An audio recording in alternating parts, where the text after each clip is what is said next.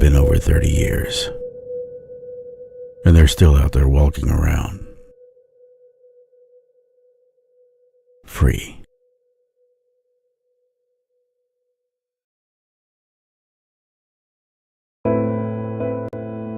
You've made your brags.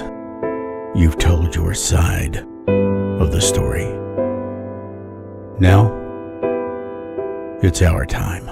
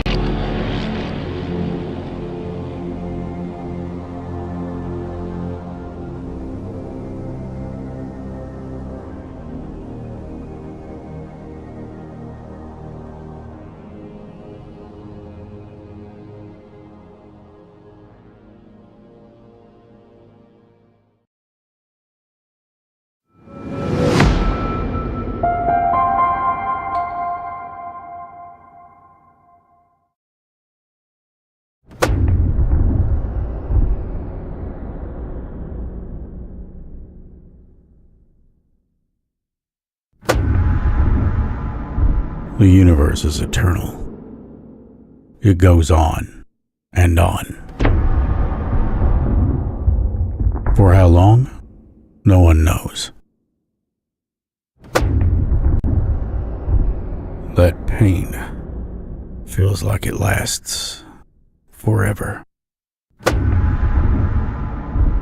Then there is no relief.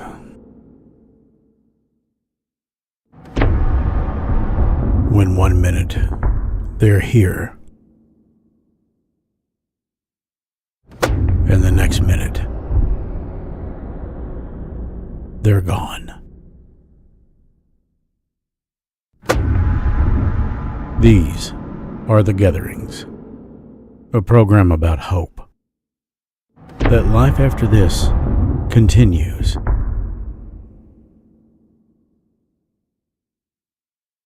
And the mysteries that remain unsolved.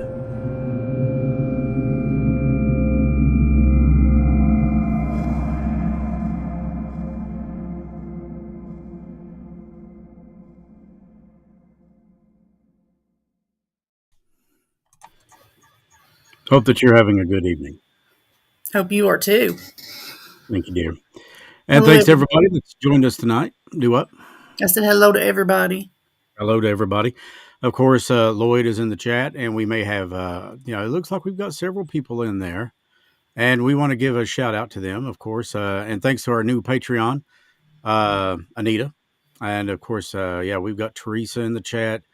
Looks like Samantha, Steph, and Maddie, Tracy, and let's see here. I don't want to leave anybody out. Of course, like I said, there's Lloyd. Charles is in there. So, Brookie.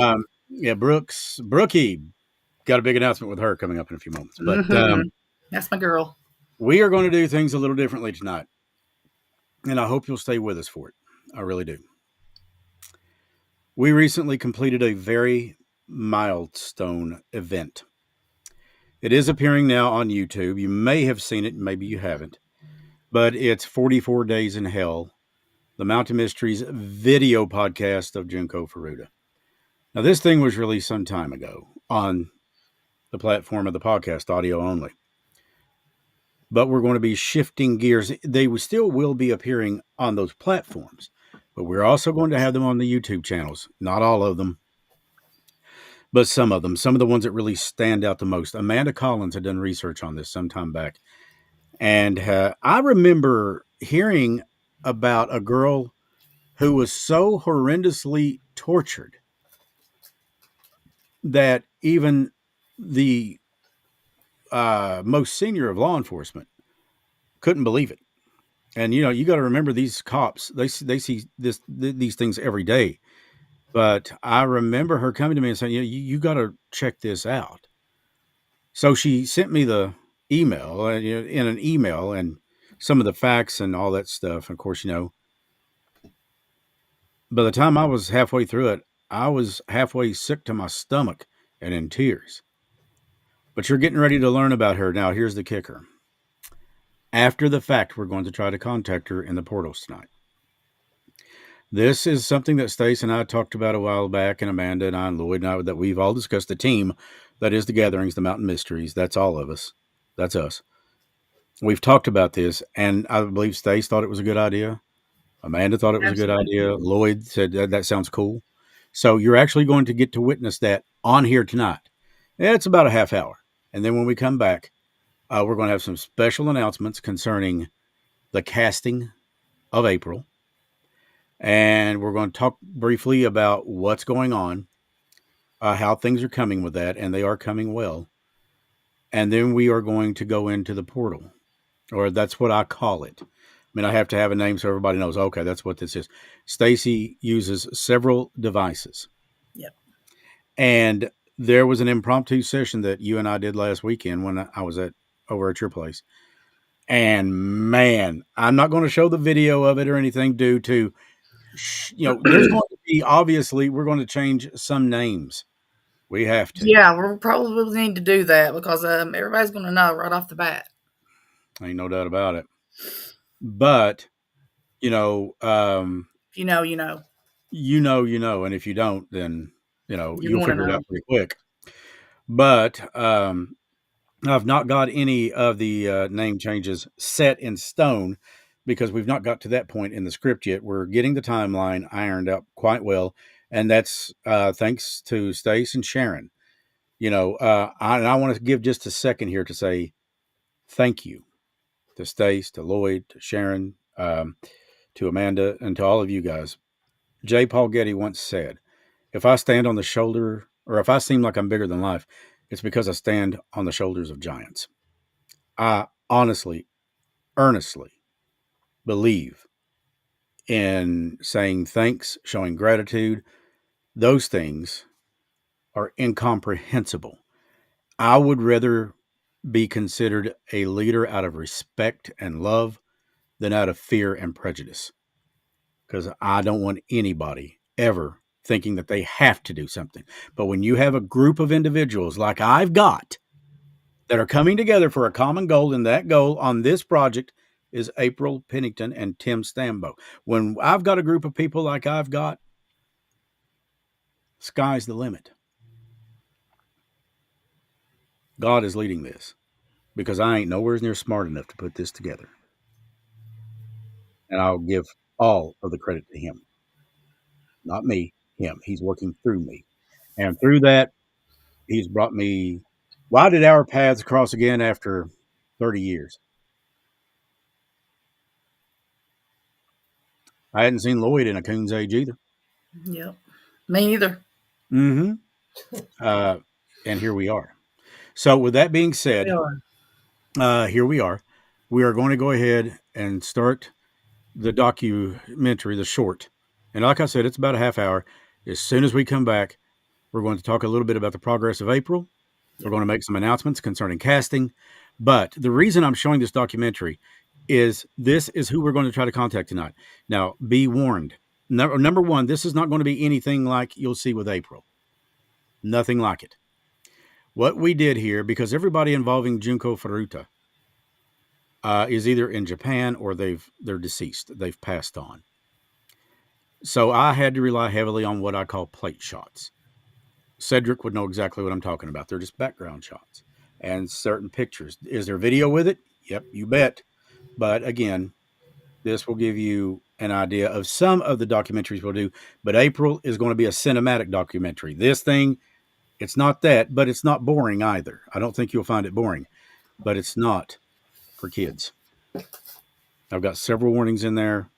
It's not for kids. You do not want to see this because some of the images you will see, they'll break your heart. And it really makes you question humanity. So with that being said, Stace, are we ready? We're ready over here. I hope you guys stick around for this because trust me, after the fact, when you see the video, when you see the documentary, and then when we have the breaking news that we're going to turn loose, I think people will be kind of excited about that. So Stace is ducked out. I'm on my way out, and stand by.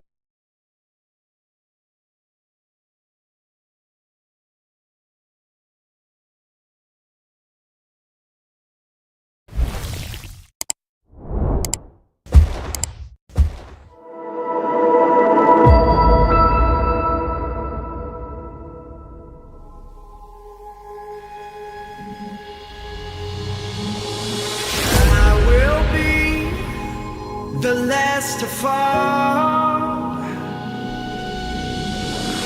I won't shed a tear for them to see, and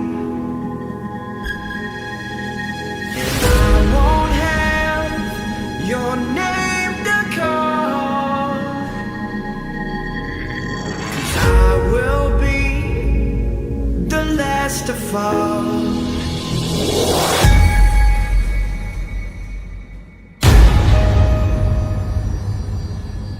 Over 24% of the 1.9 billion square acres in America alone, the mountains that so many people call home, also play host to some of the most staggering mysteries in the world. The missing. And she said, I knew I wasn't there anymore. The murdered. All my emotions just went blank, just blank. And I still live with that today. I think about that so much the days he was in that water. Strange creatures. Whatever it was that was standing up. I'm out here looking through the window now and I don't see anything. I don't want to go outside. It was nope, we need to get out of town. Unexplained lights and sightings. It does not look like an airplane. They come together and then they separate and they just keep doing this all the time. These stories may be strange. They may be sad. They may be odd. But they are mysterious. These are the Mountain Mysteries. And now your host, Chris Sloan.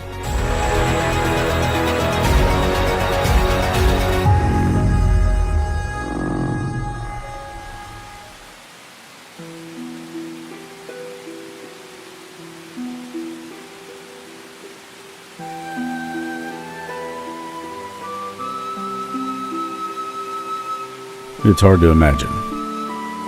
But it happened. For 44 days, she was tortured, raped, beaten, and made to suffer inhumanely. And several people knew what was happening to her. They participated by either allowing it to happen or committing the acts themselves. Junko Furuta was a beautiful 17-year-old girl from Japan, and she was kidnapped, raped, and tortured on a level that is unimaginable. and then she was finally killed. It was by people she knew in many cases. In Japanese, Yakuza translates into the extreme path and is also associated with the term gangsters. You see, there's a lot of people in Japan that fear this specific organization because of the extremities that many in that organization will go to. More specifically in this case, the Yakuza is a transnational organized crime syndicate that operates out of Japan. Even the Japanese police and media, by request of the authorities, refer to them as Buryokuden, which translated means violent groups, while the Yakuza themselves call themselves Ninkyo Dante, which means chivalrous organization. Junko was held prisoner at a very low-level Yakuza wannabe's house, where he lived with his parents, who were so afraid of him that they never intervened on Junko's behalf. Well, for the first while she was there, her captors made it seem as if she was his girlfriend. But that soon changed as the boys determined that the parents weren't going to notify the authorities. They were too frightened. He had numerous friends come over to abuse her however they desired. Some of that included torture, like starvation, beatings, the burning of eyelids and legs, and some of it was rape until they grew tired of her. There were more forms of torture and abuse, and that will become all too evident as we take this harrowing trip. This episode comes with a very strong graphic warning attached. It's not for kids, and it's sure as hell not for the weak-hearted. But what it is a horrific truth. There will be excessively graphic depictions and language, as we attempt, but probably will come nowhere close, to bringing you the actual story of a teenage girl from the land of the rising sun and her last 44 days on this earth. These are the Mountain Mysteries, and this is episode number 55, 44 Days in Hell, the Mountain Mysteries story of Junko Furuta.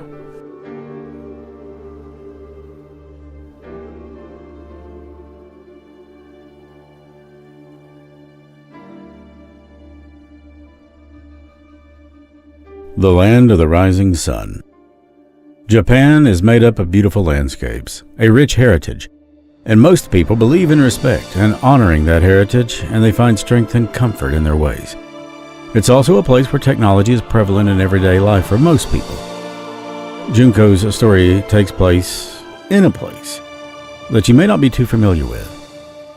Misato Sayatama is about 12.5 miles from downtown Tokyo. The Edogawa River runs to the eastern border of the town. This place is pretty much residential. Most people travel to Tokyo for work from there. Not too much in the line of industry in Misato Sayatama. This is where Junko Furuta was born in January of 1971 and lived most of her short life here. Now, even though she had the image of being a good girl, she was still considered to be very popular. Let me expel any thoughts before they can even start. She was never known to live what anyone would consider to be a risky kind of lifestyle. Well, all except going to high school. She went to Yashido Minama High School, where she held high grades and was almost never absent. And she worked at a plastic molding factory part-time. She was saving money up for a graduation trip that she had planned. And she also had just accepted a job at an electronics retailer, and had intended to work for them for a while after graduating high school before moving on to college. Junko was the kind of girl that had friends practically everywhere she went. Never met a stranger, and always had a smile and a kind word for people that she knew, and even that she didn't know alike. This was the kind of girl that people wanted to be around, and when they were, they felt better for it. She took things like honor and respect very seriously, and loyalty to her family and friends were extremely important. That loyalty was lived, not just talked about. She was taught to play by the rules, and this very well may have played, to some degree, into her murder. Junko seemed to have a bright future ahead of her. It was in high school that she had an assortment of friends from all walks of life. And there were some that were simply arm's length acquaintances, those acquaintances would prove to be deadly. One of these was a boy named Hiroshi Miyano. Miyano was known to be the school bully and loved to show off and brag about his involvement in a criminal organization known as the Yakuza. You see, Miyano had a crush on Junko. Oh, it was a bad one too. And during class one day, he had asked her out and was promptly rejected in front of the entire class, and that enraged him. You see, Miyano wasn't used to being told no. Prosecutors suspect that Junko's murder had roots in this behavior, and Miyano's behavior was allegedly so out of control and violent that his own parents feared him. They feared for their own safety, their very lives, because of the alleged ties and connections to organized crime that he alluded to have. Even this would have a prominent impact on Junko's death. Miyano had been in trouble with law enforcement before Junko. Oh yeah, he had spent time in juvie for pickpocketing, extortion, and the much larger and more serious crime of rape. He had once told another inmate at Chiba prison that he loved to tie women up with a 100 square of rope and then have his way. Seems like the motive lay with Miyano, more so than anyone else, but everyone else who took part in this were simply opportunists. Or so it would seem. But then we consider the fact that so many people knew about this, as it was happening, and they didn't do anything to stop it. Aren't they just as guilty? Miyano, the low-level wannabe Yakuza thug, was referred to as Boy A in court documents. Well, this was because he was underage at the time of the crime. But a Japanese magazine got a hold of these four boys' identities and said that due to the nature and severity of their crimes that they deserved no anonymity. Well, I couldn't agree more. They would turn out to be four boys that were primarily involved in the kidnapping, captivity, rape, and murder of Junko, all claimed to be associated in one form or another with the Yakuza. Each had a lengthy criminal background that included gang rape, extortion, pickpocketing, and an assortment of other charges. But Hiroshi Miyano seemed to have been the ringleader of this particularly disgusting assault and murder because of the crush he had on Junko and the relevant fact that she shot him down right in front of their peers in class. It would have devastating consequences.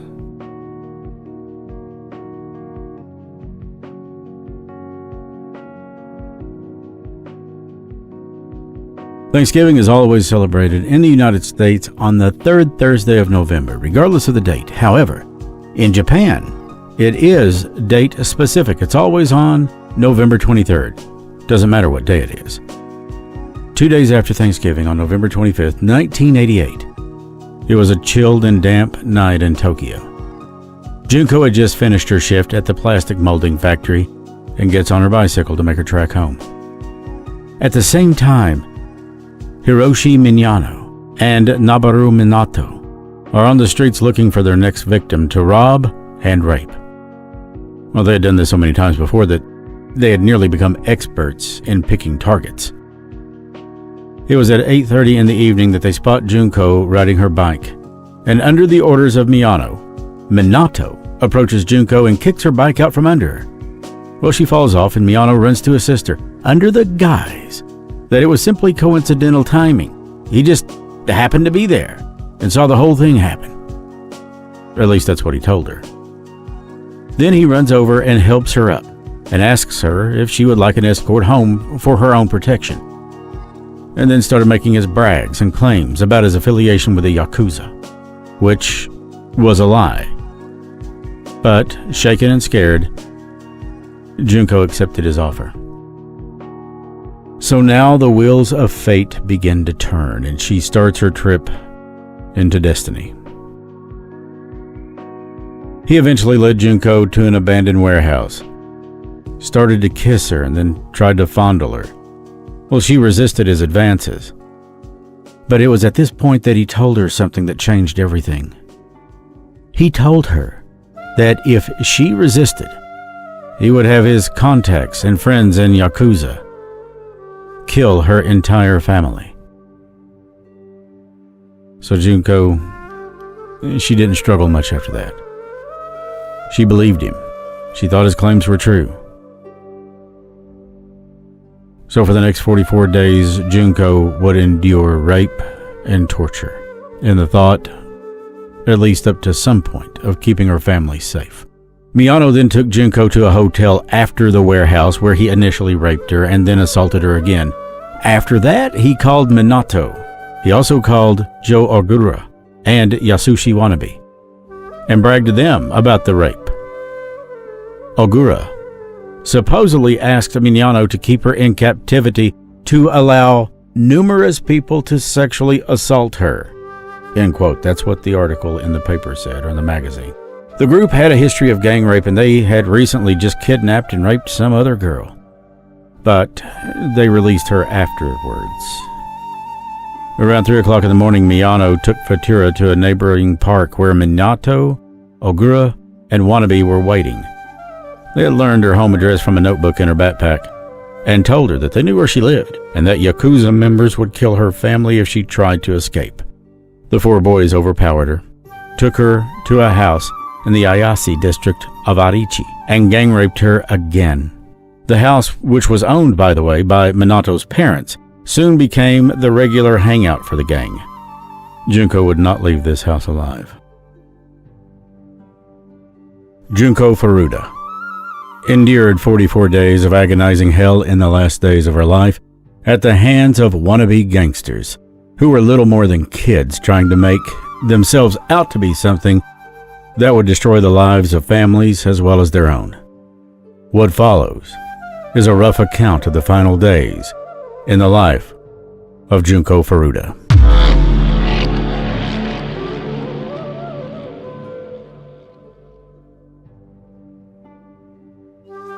Days 1 through 10.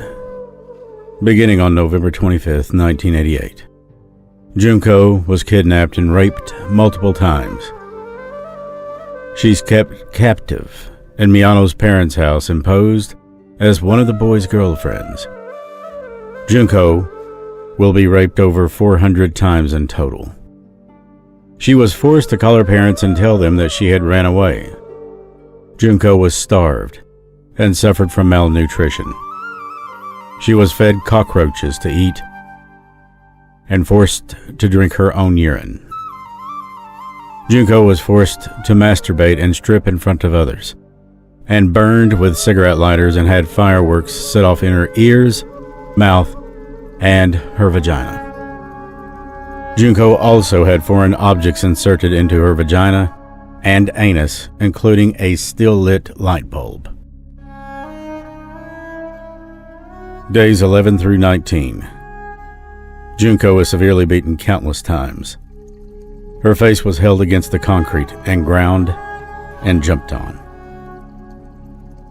Her hands were tied to the ceiling and her body used as a punching bag until her damaged internal organs made blood run from her mouth.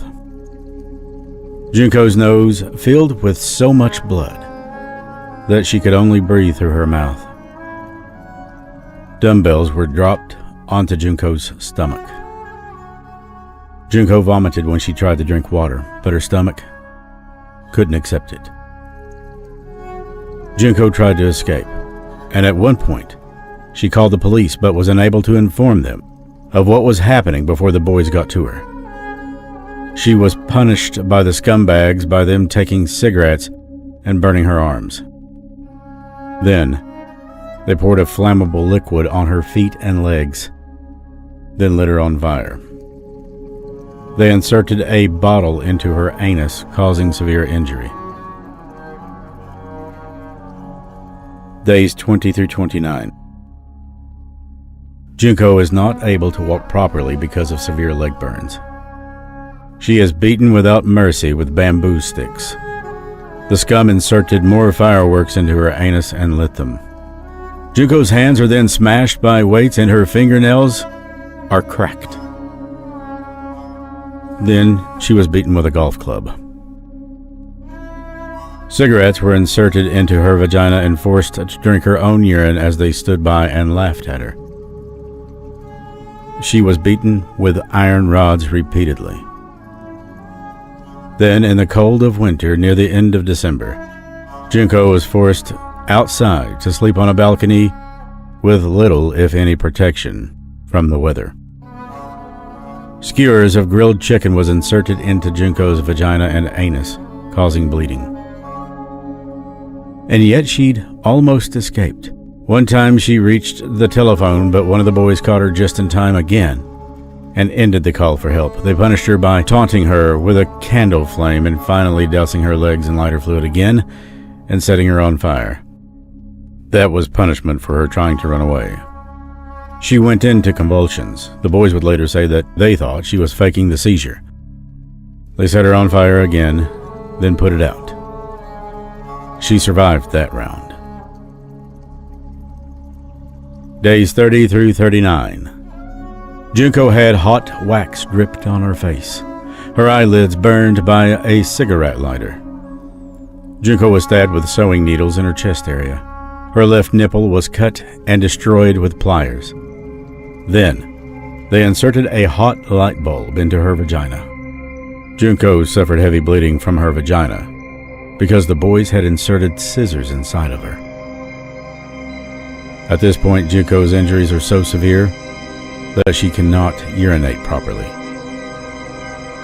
Junko's injuries are so terrible that it took her over an hour to crawl downstairs to use the bathroom, and she couldn't make it in time. Junko's eardrums are brutally damaged, so much so that she can't hear and respond to what these scumbags are saying to her, and that enrages them and leads to more torture. Junko suffers an extremely reduced brain size.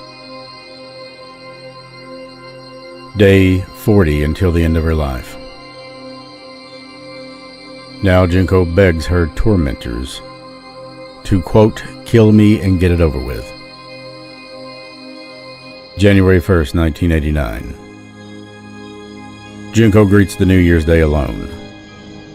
Her body is mutilated, and she can't move from the ground. The final day. January 4th, 1989. The four boys beat her mutilated body with an iron barbell, using a loss at the game of mahjong as a pretext. She was profusely bleeding from her mouth and nose. They put a candle flame to her face and eyes. Then, when you think it couldn't get any worse, once again they take lighter fluid and pour it onto her legs, arms, and face, as well as her stomach, and then lit her on fire. This final torture lasted for 2 hours.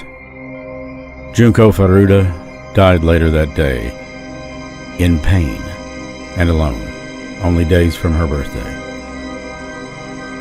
Nothing could compare to the 44 days of suffering she had gone through.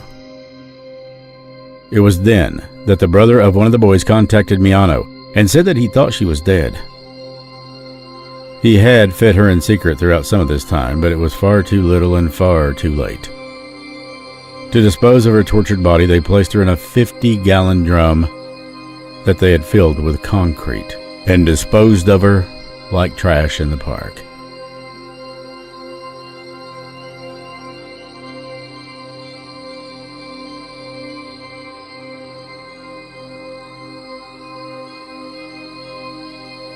There are so many parts to this story that are tragic, but maybe none more so than the fact that Junko very well could have been, and indeed was, almost rescued. Twice, the police were alerted to Furuta's condition, and they failed to intervene both times.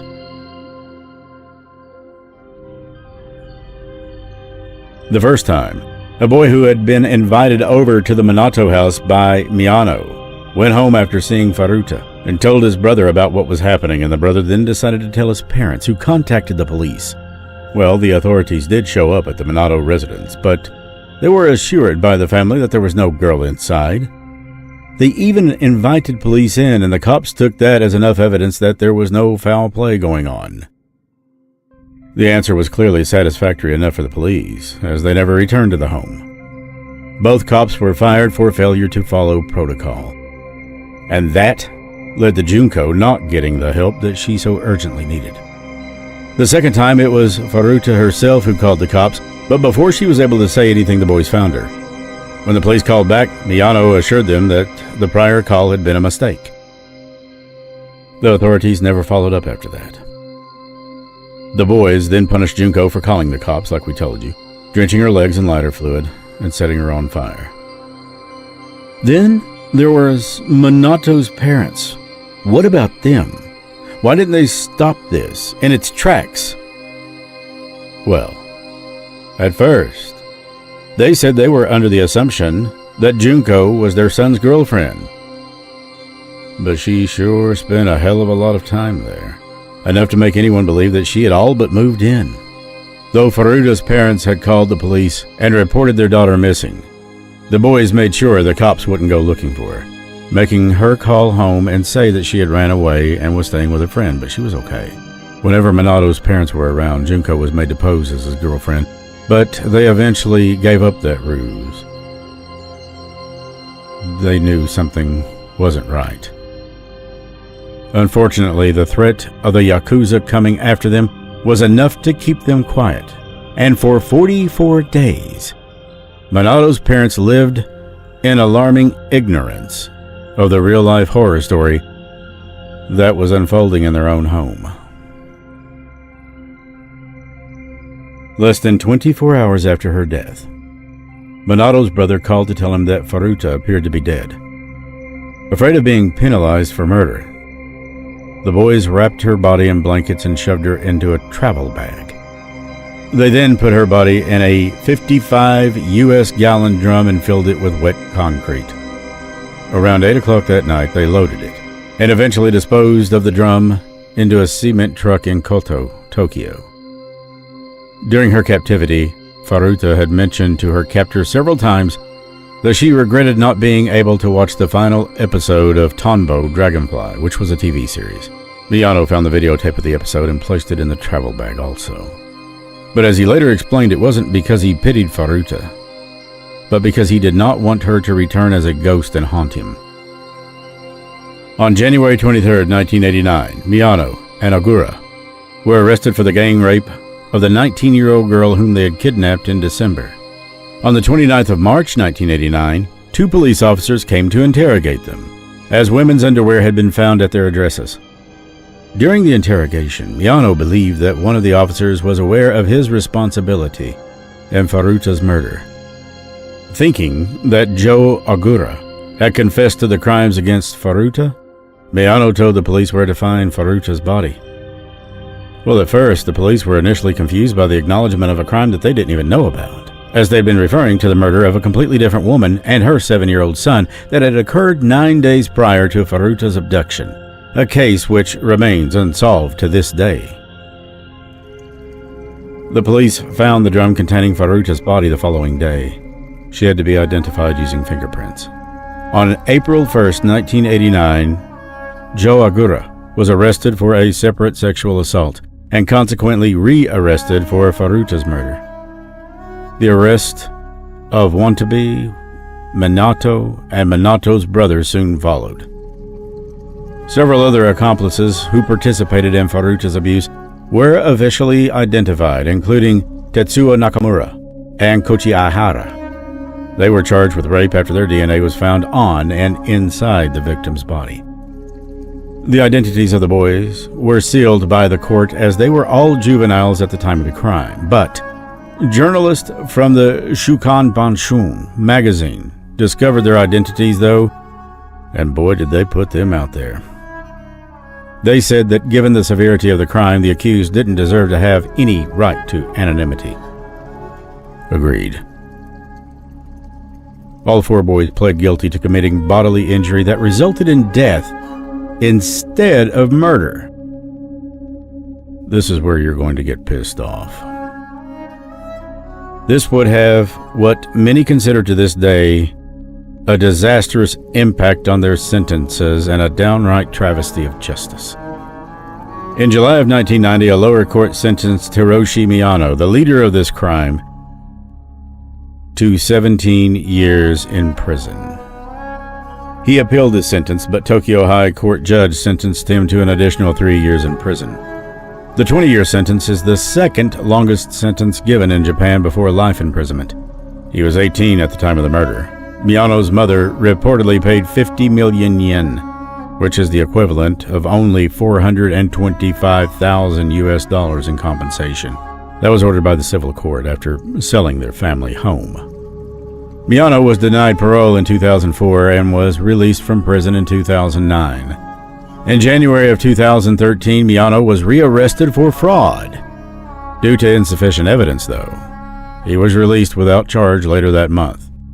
Nobuharu Minato, now known as Shinji Minato, originally received a 4 to 6 year sentence. He was resentenced to 5 to 9 years by a judge upon appeal. He was 16 at the time of the murder. Minato's parents and brother were not charged. Junko's parents were dismayed by the sentences received by their daughter's killers, and did in fact win a civil suit against the parents of Minato, in whose home the crimes were committed. After his release, Minato moved in with his mother. However, in 2018, Minato was arrested again for attempted murder after beating a 32-year-old man with a metal rod and slashing his throat with a knife. Yasushi Wannabe, who was originally sentenced to 3 to 4 years in prison, received an upgraded sentence of 5 to 7 years. He was 17 at the time of the murder. For his role in the crime, Joe Agura served 8 years in a juvenile prison before he was released in August of 1999. He was 17 at the time of the murder. After his release, he took the family name Kamasaku when he was adopted by a supporter of his. He is said to have bragged about his role in the kidnapping, rape, and torture of Junko. In July of 2004, he was arrested for assaulting Takatoshi Asano, an acquaintance he thought his girlfriend may have been involved with. Ogura tracked Asano down, beat him, and shoved him into his truck. Then drove Asano from Adichi to his mother's bar in Masato, where he allegedly beat Asano for hours. During that time, Ogura repeatedly threatened to kill the man, telling him that he had killed before and knew how to get away with it. Ogura's mother allegedly vandalized Faruta's grave, stating that Junko had ruined her son's life.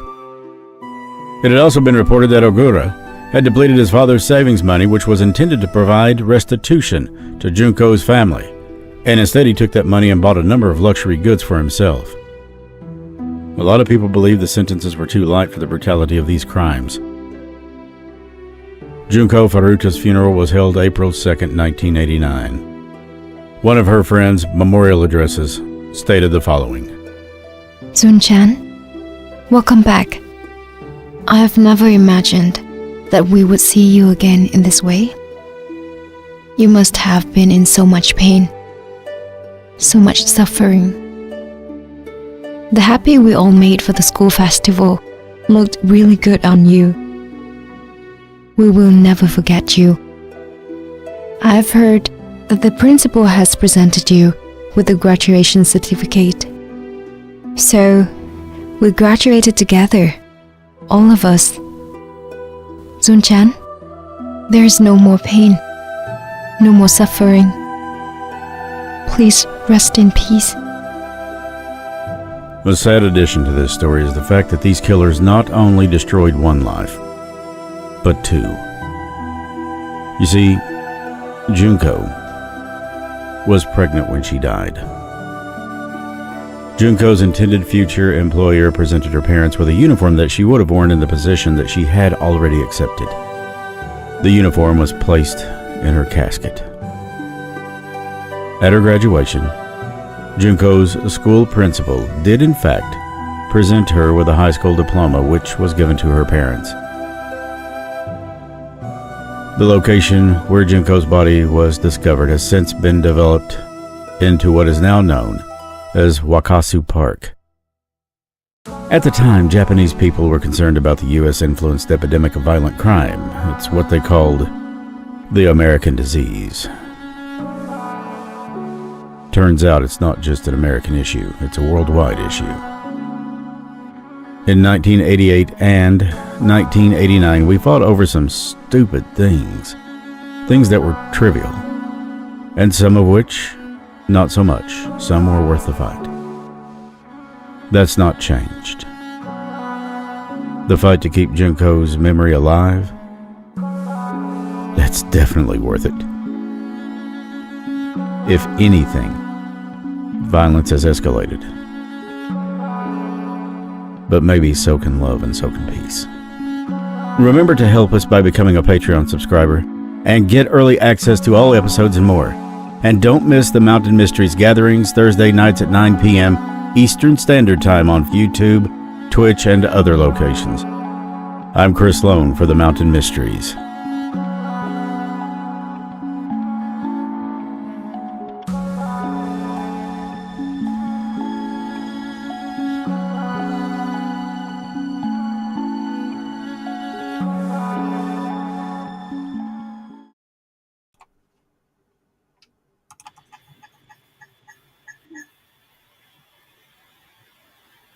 If That was hard.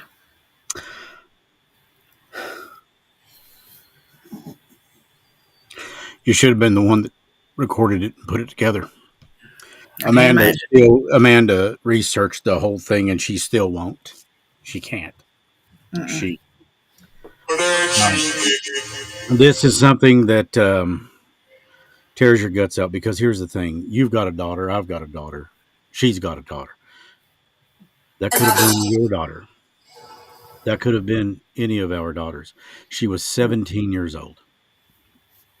Before we get started with the portal, we need to make an acknowledgement. I don't want to say exactly what role, but I'll say it's substantial. A young lady named Brooke Casey has signed on with Chris Sloan Media, or is signing on with Chris Sloan Media, to perform a major role in the picture April. This weekend on the Mountain Mysteries Facebook page. And if we could get it on 606 Paranormal's page, that we will be accepting photos and just a brief sentence or two as to if you've got any experience with the role of acting. Because let me tell you something, Chris Sloan is not going to carry this movie. Chris Sloan Media is not. None of us are. It's going to be the people that play these roles. For the role of April, I'm bringing her mom in as a consultant on that particular part. And that would be because nobody that I know of knew April like Sharon. Stace would be a close second, and I'm off in the distance. Like I said, April and I were friends, but we weren't very close friends. It's not like we hung out a lot. Really what time we spent together was at school. But Stace knew her. Sharon raised her. It was her daughter. So who better to get than to say, what do you think, than that? There'll be pictures of April on there. There'll be, don't really have pictures, but you don't have to be a dead lookalike. But it's key that you get her personality right. She was scrappy. She could be tougher than the night in the Los Angeles County Jail, but she could be sweeter than the day is long. She had a big thing for pets and animals of all kinds. Go back and listen to episode 1 and tell me what you think about the bird when she was 2 years old, laying in the middle of the road. But she was a defender, too, of people. She was a defender of senior citizens and of children with special needs. And it's amazing what those children know. All too often they're sold short. My brother has special needs, and he can remember April because they were in about the same grade together. And he just loved her. And I remember them interacting. I would walk by and see them in the hallway, and she'd be laughing, smiling with him and patting him on the shoulder, and she'd go on. And I also saw her pin some guy that was a foot taller than her up against a damn locker because he'd made fun of somebody. And she had caught wind of it. Bad idea with her. Because let me tell you, when she called the thunder off the mountain, hell came with her. And she was like, I don't know, she was what, 5'2", 5'3", tougher than a little pine knot. But she was sweet. And in my thoughts, if my thoughts are accurate, and I believe they are, that nasty skank or skanks that killed her. Well, we'll see. And no, I'm not letting this go because her life meant something. When she, well, okay, when she left us, she left a gaping hole that can never be filled by anybody else. God had a plan for her, and He will, if man's law can't, He will deal with her murderers soon enough. Not for me, but soon enough. In His time. His time is what's important, not mine. So, with that being said, dear, are you ready to let's play the opening? We'll get the legal stuff out of the way, and then we'll see if we can contact Junko. Does that sound Okay. good to you? All right. So here we.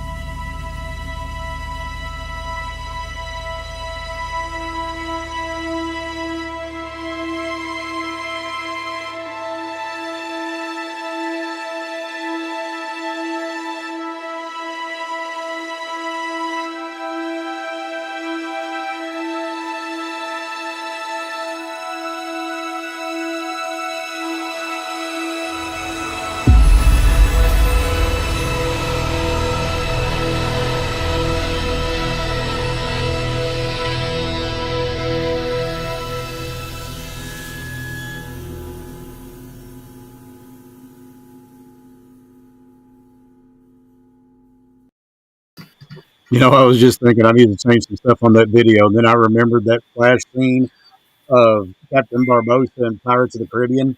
I'm a Oh little yeah. busy. Yeah. I'm just a little busy. And I was like, holy cow. Yeah, things have been hectic, but it's a blessing. It's a blessing. So That's with that true. being said, we will try to contact Junko. We We've hope had that a we few things come through. I left it on, of course, while you were playing the story, sure. and we had a lot come through from one voice. Really. Yep. Okay. Well, with love, And light, and then memories, what we pray for, and my absolutely. thoughts about I can't speak for anybody else, but my thoughts have been on Junko Yep. all day because I've watched this thing several times. It's on YouTube, and I've got this big flat panel, this big monster TV, and I wanted to make sure that the formatting was correct and all that. And of course, it looks great on YouTube on just about any TV I've seen it on. So, hope that you guys will check that out and subscribe to our YouTube channel as well. But Stacy, with that being said, I'm going to quit the shameless self promotion. And my dear, you have the floor. Best of luck and God bless. Mm-hmm. Portal's now open again. I have the volume up. If you can come back and talk to us some more, we would really appreciate that. I heard you say to Chris, that's what they did to me.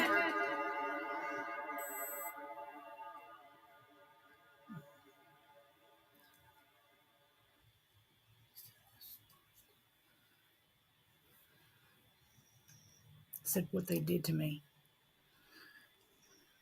Is your name Junko? Or if you can find her, can you bring her forth so that we can hear her voice?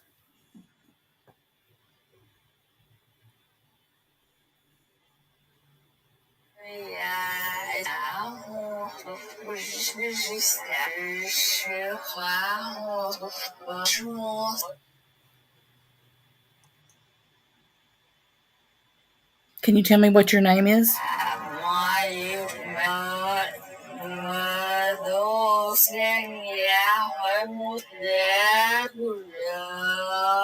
Sounds like something you told my mother's name and I'm dead. Can you tell me your name?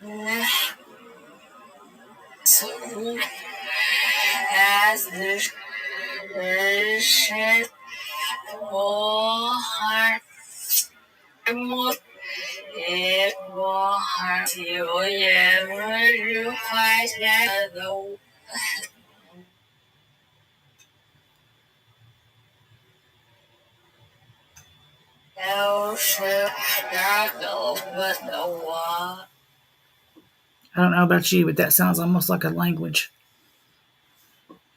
And I'm going to ask you again to come through any way that you can. Did that sound like a language to you, Chris? Yeah, it did. It also sounded like somebody that was around her age. She was 17 when she passed. It was January 4th, 1989. She was abducted November 25th. But she was 17 years old, and that sounds like somebody in that age range. Can you tell us who you are?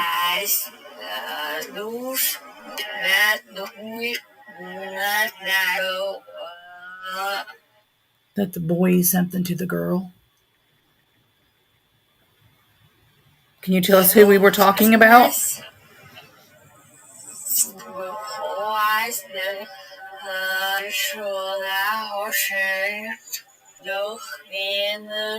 Choke me, something, and hush. Choke. Did someone choke you?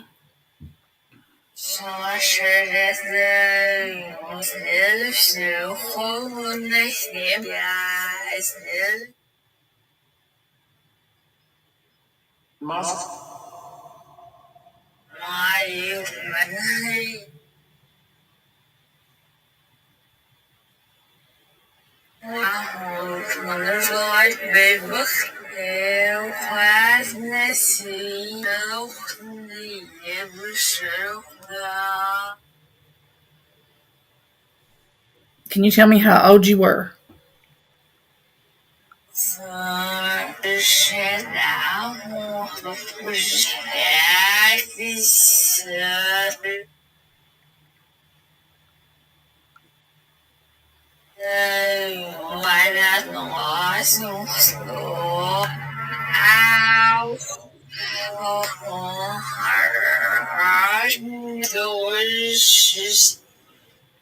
Something the wishes. Some of it does sound like it's It got really does. a Japanese dialect. It's insane. It's not really the activity that's making me sick. It's the energy and everything else in here. Well, yeah. I mean, she lasted 44 days. Can you come through for us any way that you can? I know that I've asked you this earlier.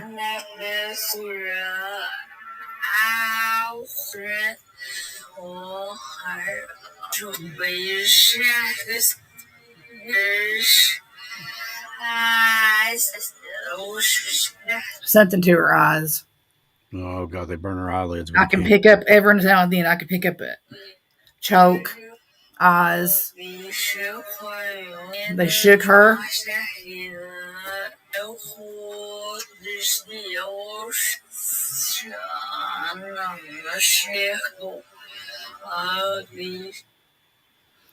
God, I wish I knew somebody who could speak that language. That's the thing about doing international episodes like with Japan or places that have a different language.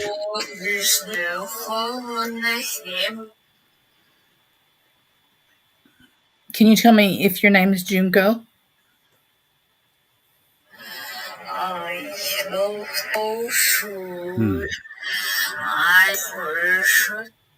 Sound like I said Junko for sure. I'm her right there. Can you tell me again? That doll is moving right beside of your name. This one? Yeah. Yeah, she was moving by herself. Gee whiz. God. Can't be good for a minute. There goes Lloyd. I'm getting him an elf on elf in a shelf for Christmas. So he can't be good for a second for me.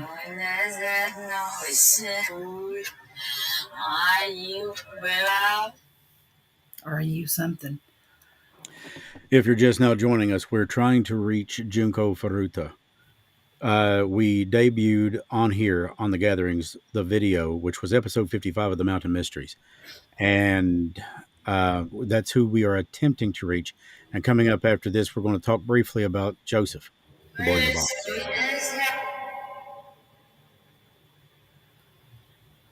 Can you tell me your name?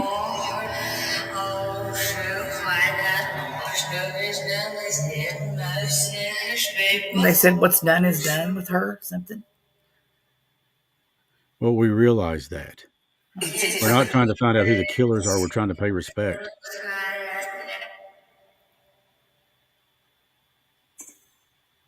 Now is your time to come through and tell us anything you want to.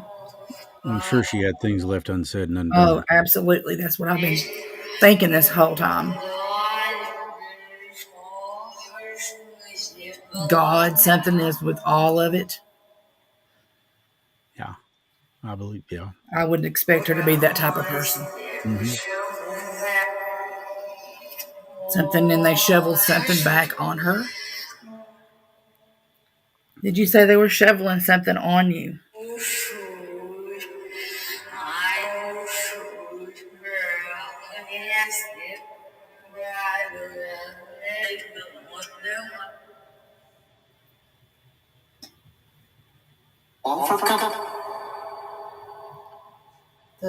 We have the highest respect for you. Well, that last one sounded like an airport attendant. That was coming from a whole different device. Okay. Somebody tried to butt in. Mm-hmm. What was really crazy is whenever it was airing, and both of them almost sounded like the same exact voice. I suppose it's certainly not impossible for the spirits.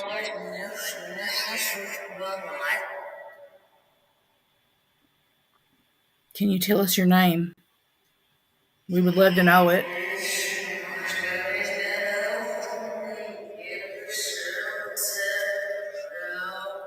If someone's done is done.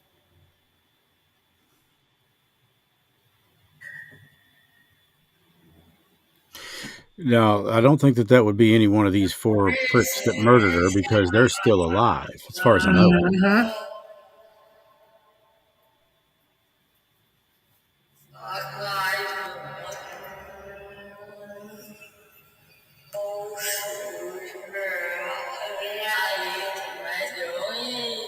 That's so weird. And the fact that it sounds like she's in pain is what bothers me the most. I can't imagine God letting her be in pain. There's absolutely no way.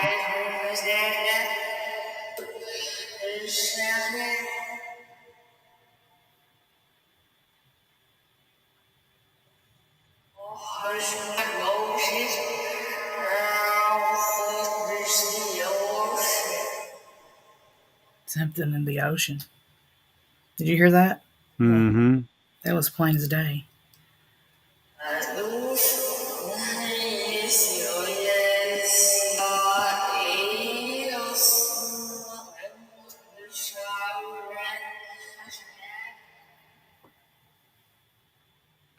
Can you tell us one of the people's name that murdered you? I don't want to call them men.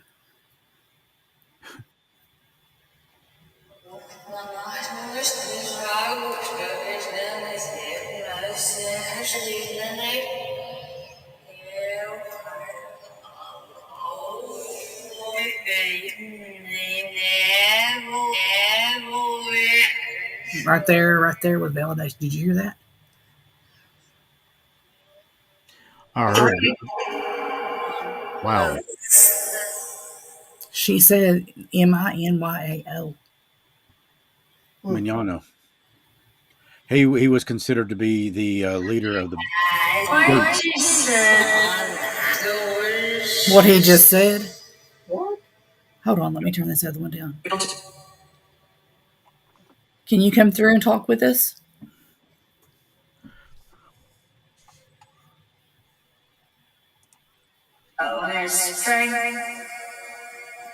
Her friend?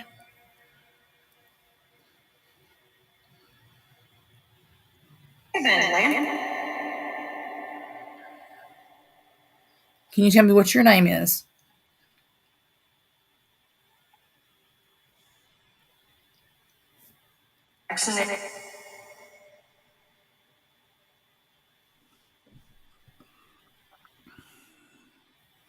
Very powerful.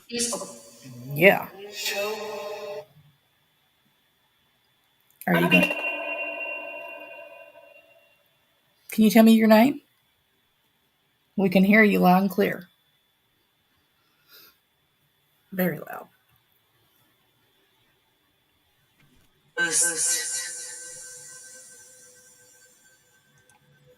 Is there somebody here that you're like to have make contact with? I mean, somebody in our chat room, somebody that's here with us. Or even if there's not, maybe we could Yeah, get them a message. exactly.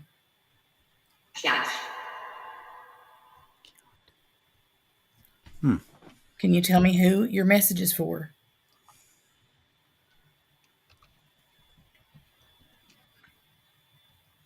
I heard you coming through loud and clear earlier.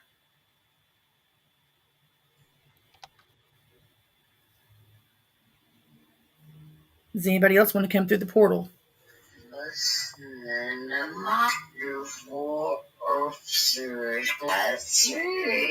Something for a girl, something.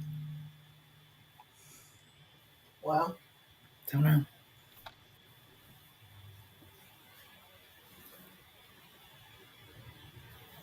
there's no more so yes, no. Also, where's the horn? Now I'm listening. Now I'm listening for the accent. Now I'm like thinking everything's this accent. Can you give me your name?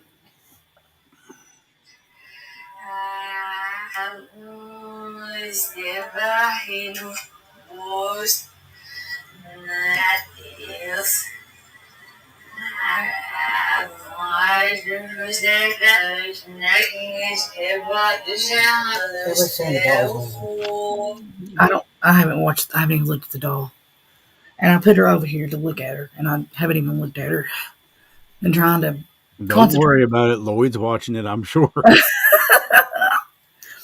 Front one or the back one, or which one? You talking about this one still? Yeah. Okay. Lloyd, I know a young priest and an old priest. Oh my goodness. Okay.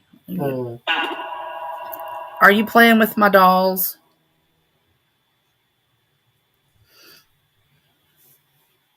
Okay, I'm turning the portal back on. Anybody else come through?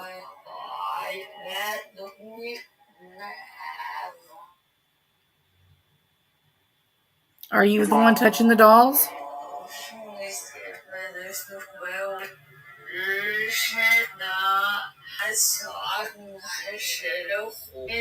Something my shadow.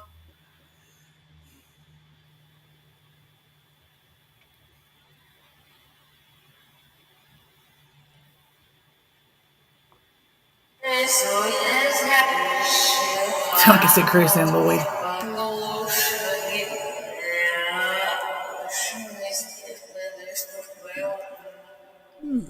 If you can't get a message through to Junko from all of us, can you let her know that we know her story and we won't forget her? And that we're so sorry for that. Yes, her story.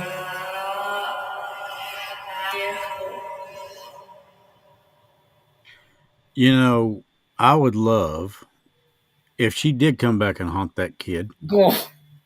Because I've got the phrase, Little Nicky, pineapple. Did I just say that last night? That's exactly what we needs were in to the happen grocery to store that last kid. night going by the pineapples, and I looked over at my son and I said, "And what's that for?" He said, "Hitler." I said, "I'm so proud of you." You got a 3 o'clock with Hitler. You got to shove a pineapple up his ass. Which one? He comes up with the Does that little call one. his eyes move? No, she. Okay. Now let me grab her. Now she has the. She closes her eyes every so often when you lay her down, but as you can tell, her eyes don't really move that much. I see. Okay. Because it really, yeah. You can keep her over there. They're coming to get you, Lloyd. She's nowhere near you. They're coming to get you, Lloyd. Thanks. Your little dog too. Happy to help.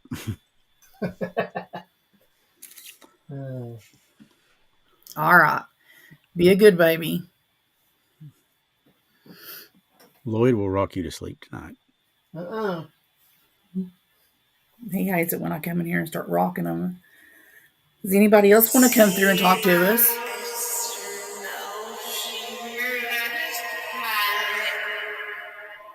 Something and they hide it.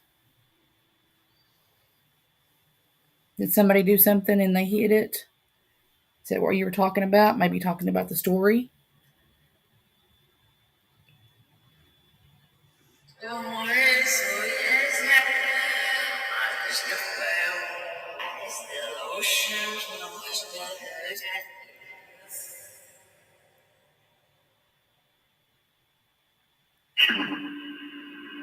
What in the world was that? What was that?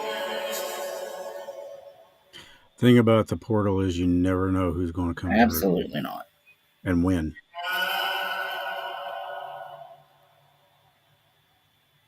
Do you have something to say?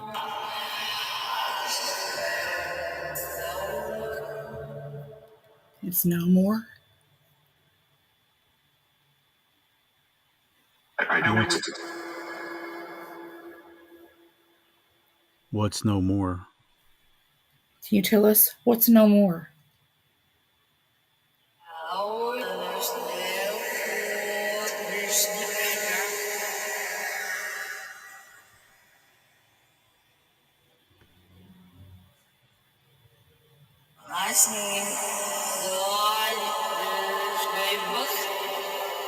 Something made a book.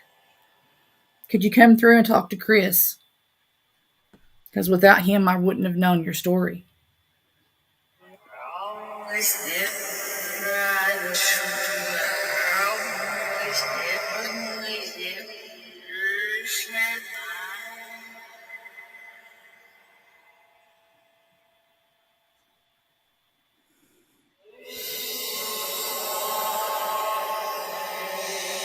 It almost sounds like flames. Well, Junko had burns all over her body. Oh my gosh. They sprayed lighter fluid on her. You hear that sizzle? You hear what I'm talking about?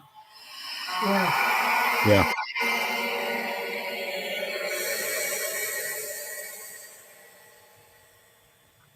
Wow. Junko, are you there? Are you with us? Are you with me? Can you hear me?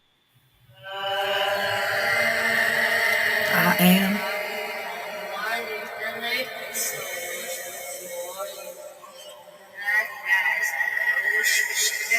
Something in my heart, something so much.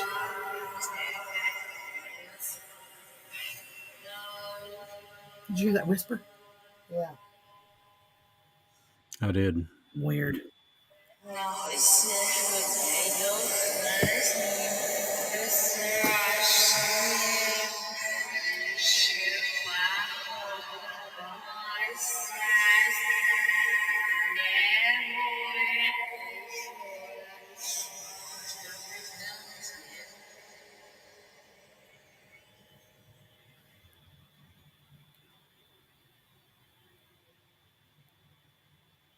What to ask?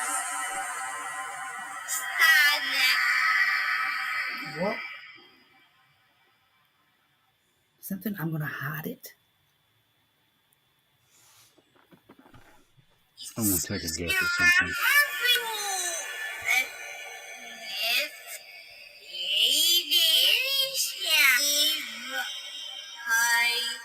Hi. No, not.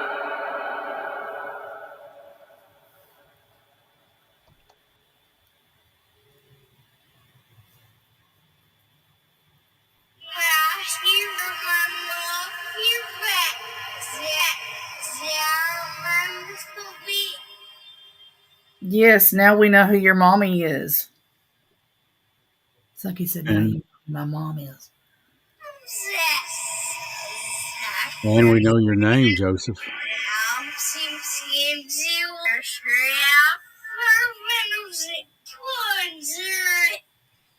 Goodness. Something with the doll. Did you come back to play with the doll? No.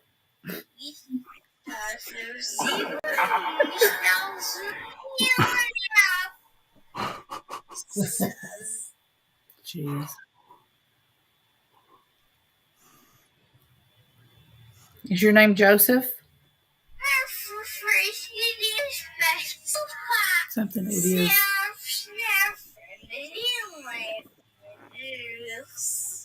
Something my friends or something. Are we your friends?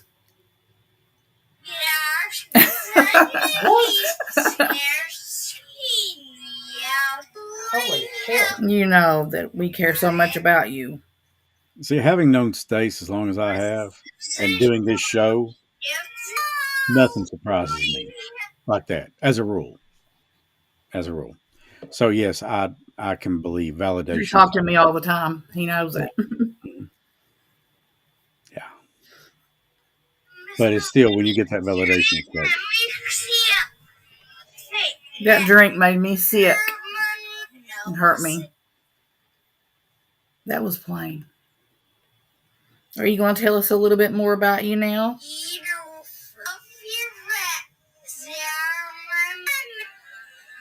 Something my mommy.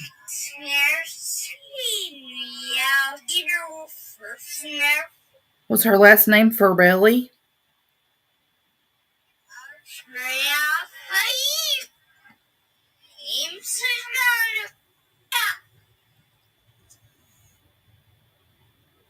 We're so sorry for what happened to you.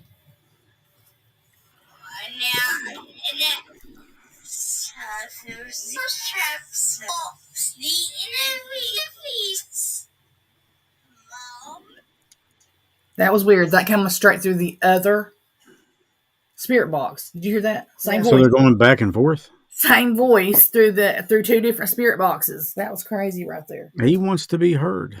He really, really does. Joseph, are you there? Can you talk to us?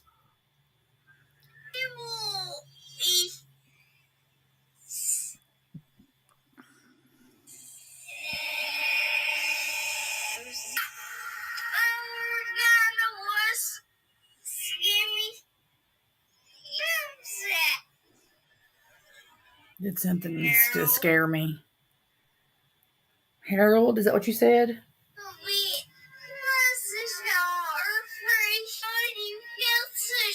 Something with the roses. Do you remember seeing the roses?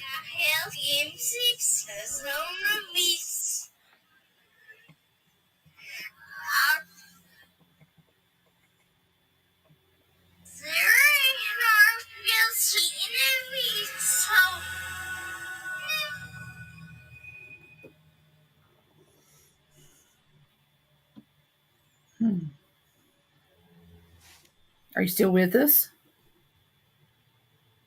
There's no more tears.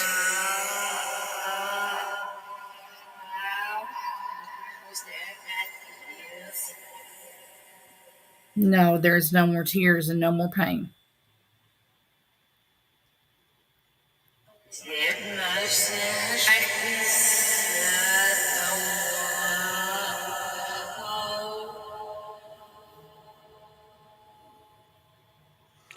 If she had lived, Junko would have been 51 years old. Close to 52. She was born in January of 71. Mm-hmm. I'm going to turn on another spirit box.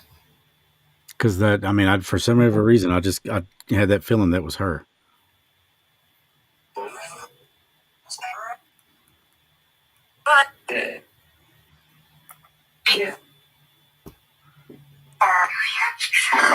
Yeah, we're here. Can you come through and talk to us?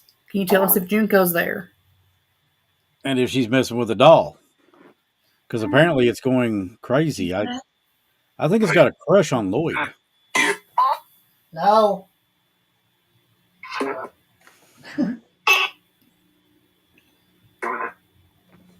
Deal with it.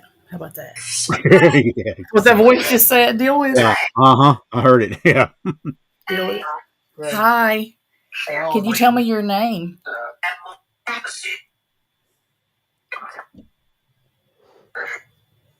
We're here for Jinko tonight.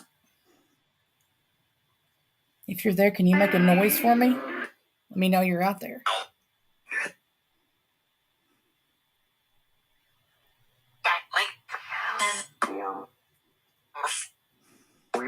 If she's not there, can you tell me what your name is?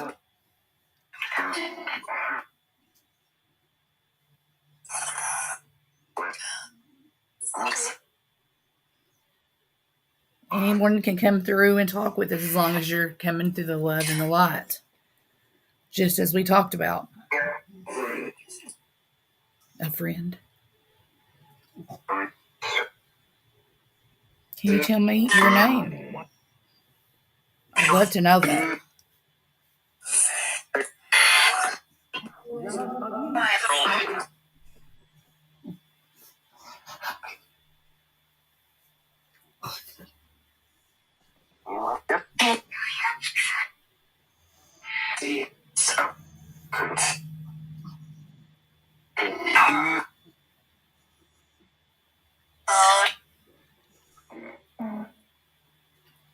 Hello, are you still there with us? I am.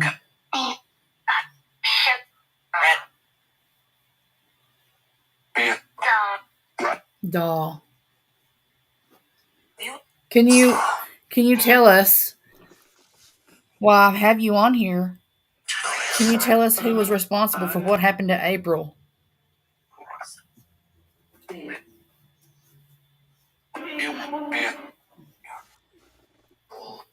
Thank you. Can you tell me one more time?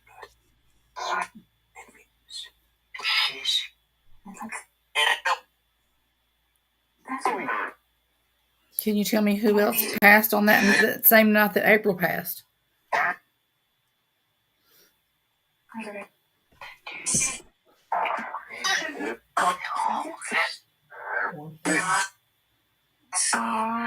Come through and tell me right now.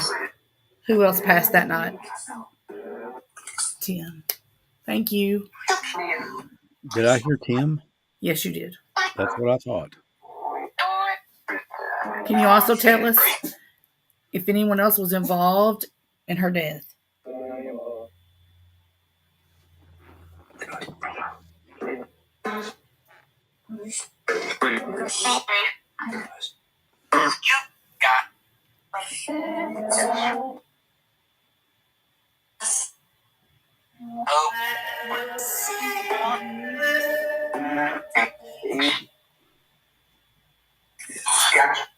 You heard that, Rob. Yeah. Mm-hmm.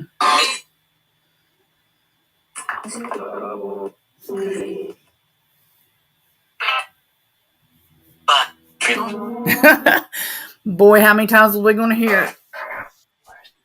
Thank you for all the validation.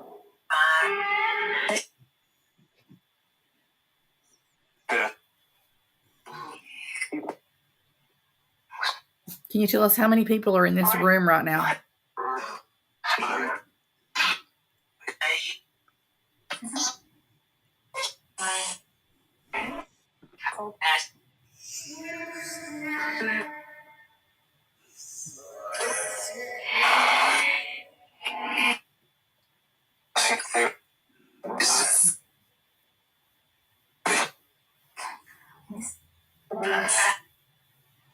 Goodness.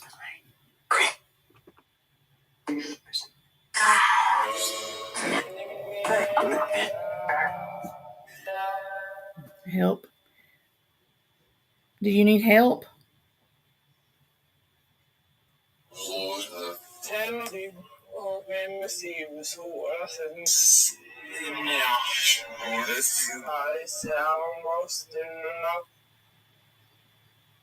Something than the most. I know I've heard that voice somewhere before.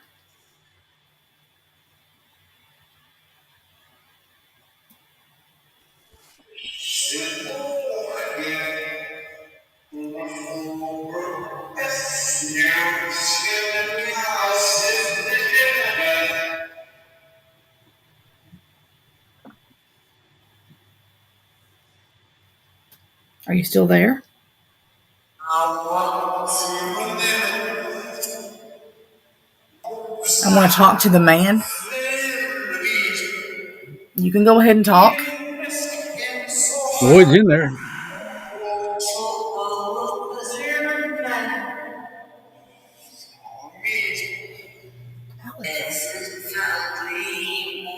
Something you found me. Let me blow this candle out just in case that's what's making the doll's face maybe look like the eyes are blinking or something on it. Yeah. I'm going to go ahead and blow that out real quick. Then I'm going to put this. Well, the light's already on pretty good from the camera. Okay. But somebody said something about the eyes. Oh, okay. Helen said the doll's eyes are blinking, looks like. Okay. Yeah. Watch it for me, Helen. Let me know. Now there's nothing on around that can make it look like that. As you can see. No, there's no movement of light or anything now. There's what they look like kind of close up. Well, oops. There.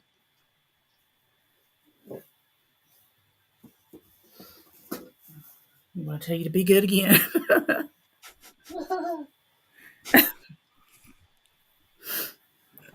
That was about the worst nervous laugh I've ever heard.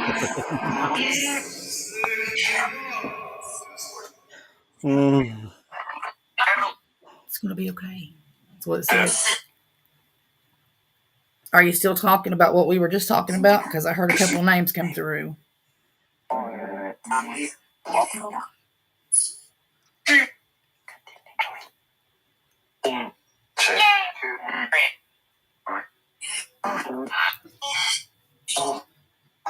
Doll.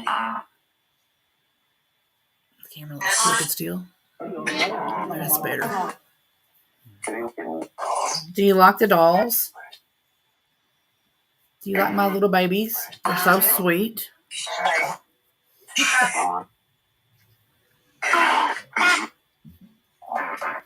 Can you tell me what the doll's name is? Do you know?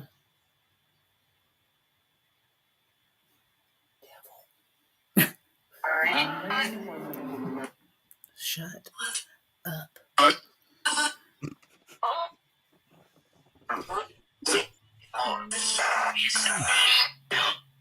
Tell me the doll's name.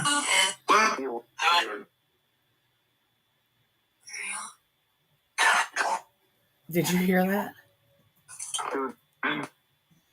Did you just hear it say Ariel? Yeah. Is Plain that the as doll's day. name? Yes. It's okay. Keep saying it's okay. Is she your favorite doll? Do you come Y'all and make gonna her see move? Lloyd there in a few minutes, rocking back and forth, going. Do you like to make her move? Betty. Betty's over here in the other chair. Betty. Wow. Okay.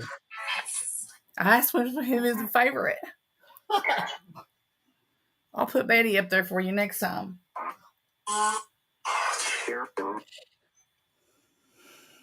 You like Ariel?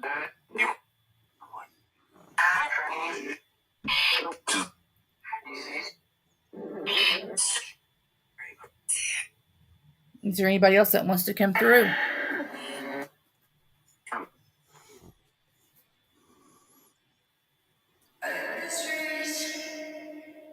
Is this Chris? Chris is here. Yes, I'm here. Would you like to talk to him? Who's this? Who am I speaking with? Miss you? My friend miss you.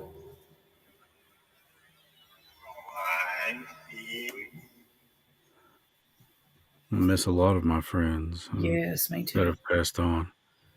Can I have a name, please?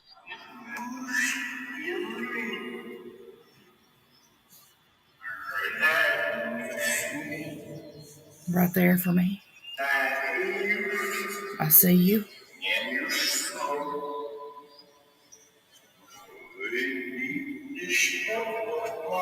I knew something saw me and helped me.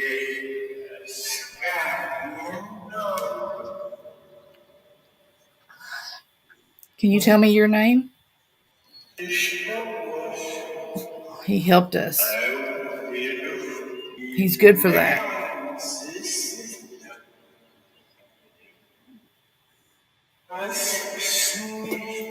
What the? What happened?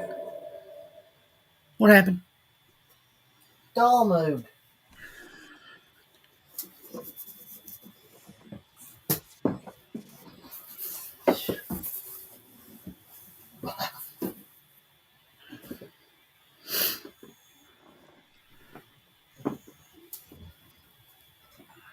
Rockabye Lloyd on the treetop.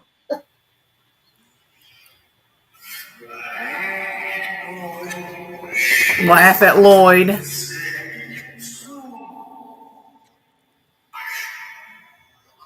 Sharon said the dog laid back in its seat. Well, it's up against a 1800s picture and an old photo Oh, album, wow. Yeah. Okay. which is this, so that it can't go anywhere. So, and on that, it's just a table and a wall. I thought Helen was Breaking Bad because she said that fool's eyes are still blinking and she meant dolls. And I was like, damn, Helen's breaking Snoop Dogg on people is what Helen's doing. Get him, Helen. Helen's Breaking Bad.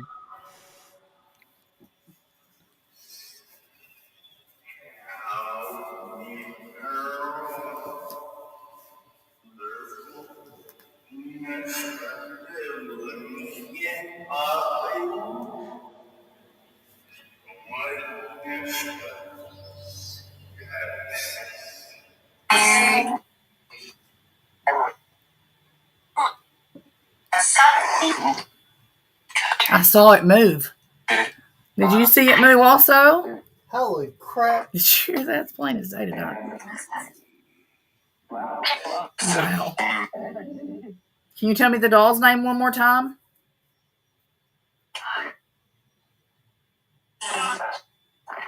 No, not doll. Can you tell me what this one's name is? It's looking right at me. Mom, she's staring at me. Do you like any of these other dolls around here? I have plenty. I think that little one right there was so pretty with the bonnet. That one right there. Mm-hmm.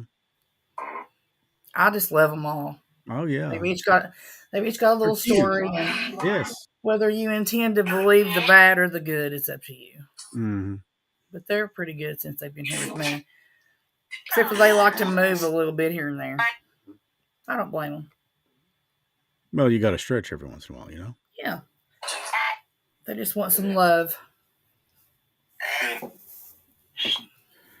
They're not devils, Lloyd. Giving him the shivvies. Oh, gosh. Pick that back up. Just send that straight up there. Damn, now Stacy's Breaking Bad on. She just went Mike Tyson on Ariel. I get to moving things, and I've got my big photo album sitting over there. It's got all my 1800s pictures in it. Yeah. Because every time I get it out, things get super active. I can see why. Yeah. Wow. Okay, that was interesting. The baby moved. She did move. I actually caught a glimpse of her that time. Did you make her move a minute ago?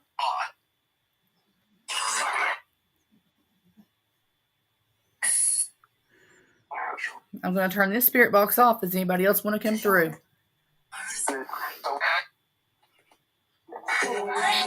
Eric? Do you have a message about Eric or for Eric?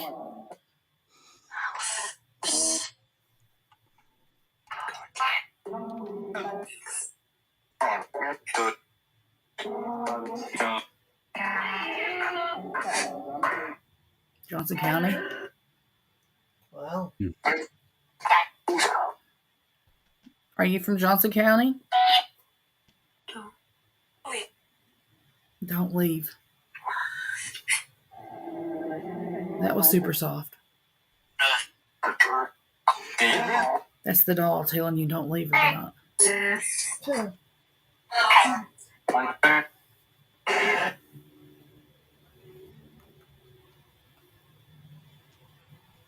Does anybody else want to come through? We've had an active night.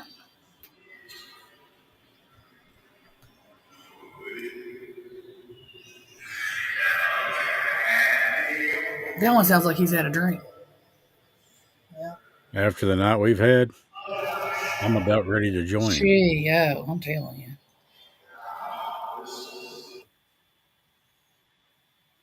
Hey, can you tell me what your name is? I can hear you coming through. Me? It's me.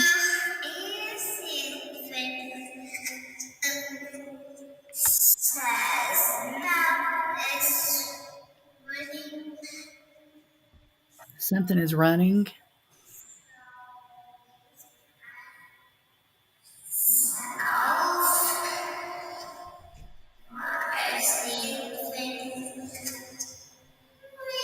Can you tell me your name?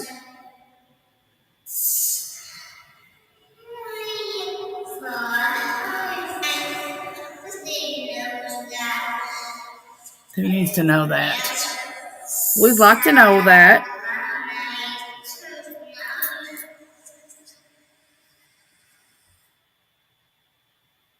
I've heard that sound like a fire 2 or 3 times coming through. Yeah, it did.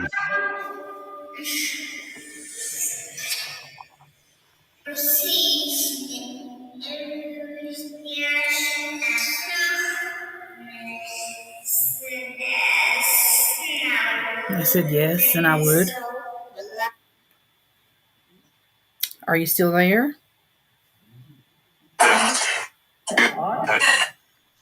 Okay, that's a little different. Whoa! That's it. Okay, I'm done. Nope. Let's don't panic just yet. Keep this connection going. Okay, listen. I'm going to put the doll right here for you. You don't have to reach and pull her. She's going to be right here, okay? Lloyd, are you breathing? Okay. He's at the door. I'm going to have to go excuse myself. You'll be Did all right. you soil yourself?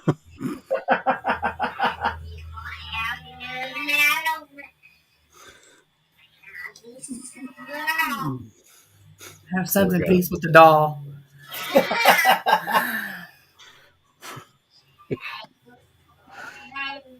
Oh, I tell you, this is why I tell you guys, tell your friends about this, because if they don't believe, they may very well come in here skeptical and walk out a believer.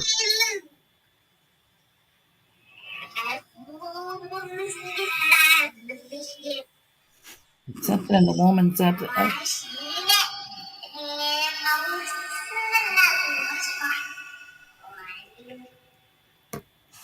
Can you tell me what your name is, little girl?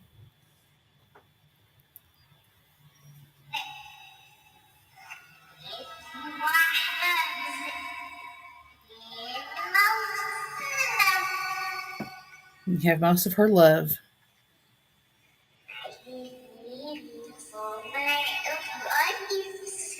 Beautiful something.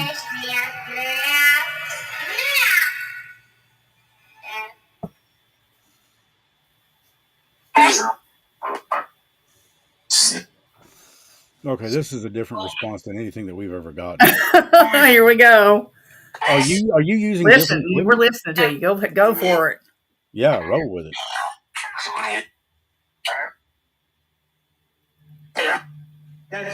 You're coming through. Yes, we can hear you. You're coming through loud and clear. Yeah, it's great. Do you have a message for anybody here with us?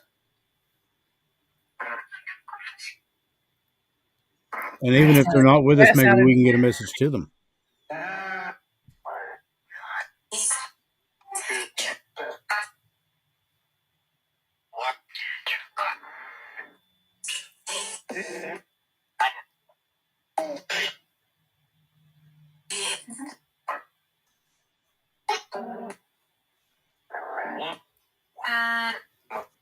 Can you tell us what one of our names is?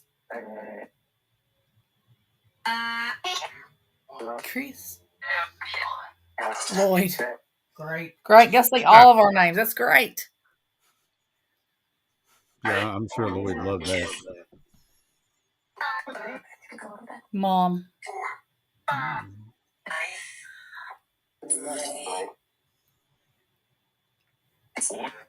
Lloyd.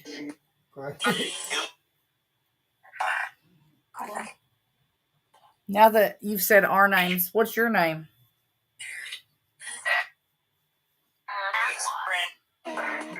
Brad. Brand.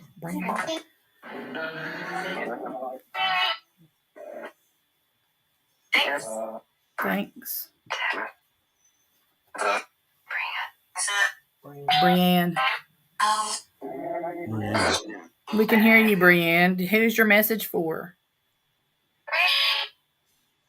Miss you?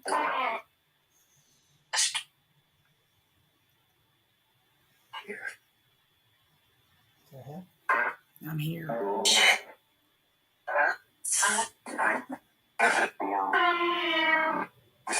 Wow. Yeah.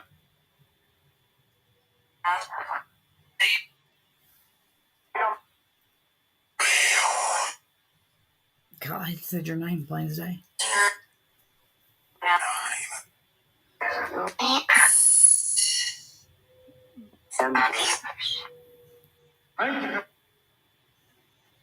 Thank you all. You're very welcome. Hey, can you tell us what your name is? You know, I'm always here to help. Timmy.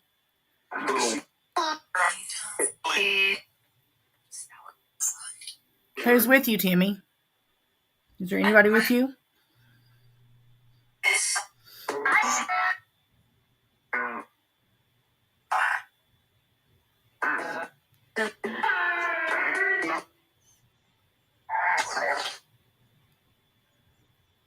Can you tell me her name?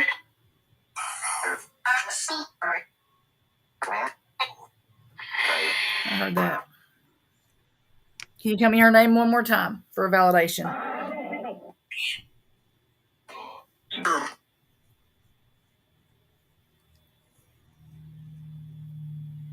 Are you still there, Timmy?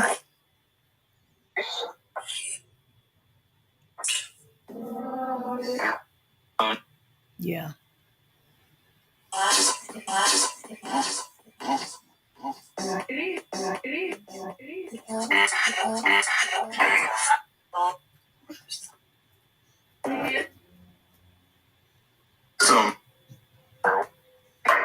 Can you tell me who's coming through the spirit box? You're welcome. So thank you again.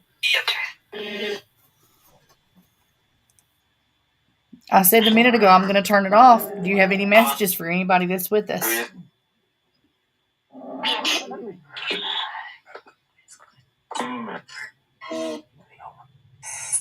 Everybody at once comes through with something. Help. Lloyd Gullett. Oh. Oh, God. That was great. That was plain as day. Hey, that's my last name too now. So you can't pick on him without, you have to come through me first.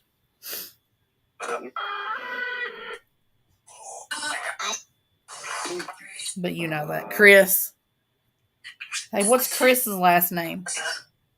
Oh. Tell me his last name one more time. Sloan. He's a girl.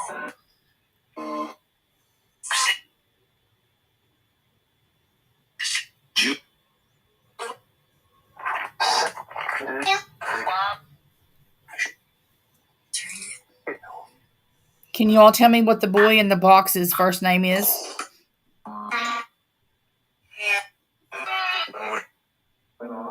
Boy. Can you tell me in the box? Yeah, can you tell me his name?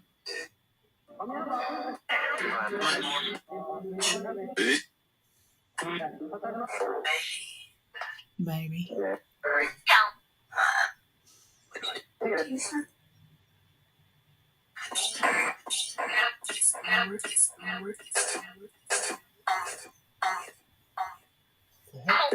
I don't know. I never know. Breathe, Lloyd.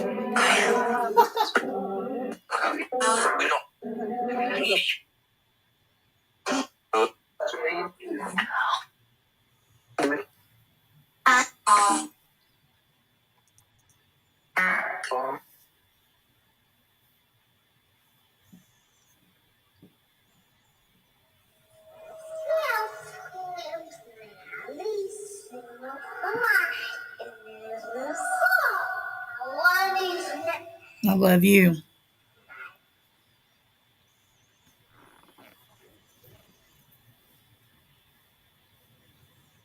Do you have a message for your mama? The puppies are back. Oh, Lord.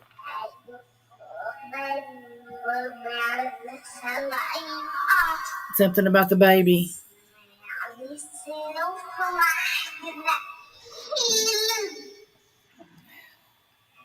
Something about the babies. What was it about the babies that you wanted to say? Now watch a minute. Snuggle with her. You know, that tells you with instead of with. Snuggle with her. Yeah. You can snuggle with her.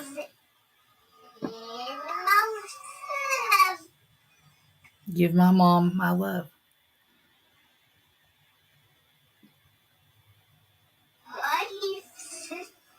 Love you, sister. I can assure you that they love you too, baby.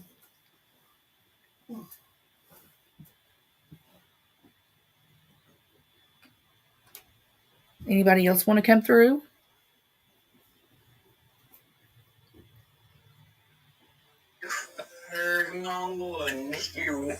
Paranormal something.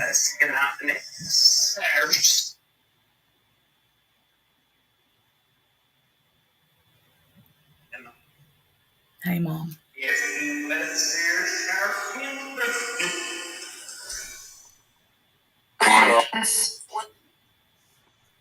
Gosh, so pushy. You can talk. You pushed about 2 or 3 spirit voices out of the way for me tonight.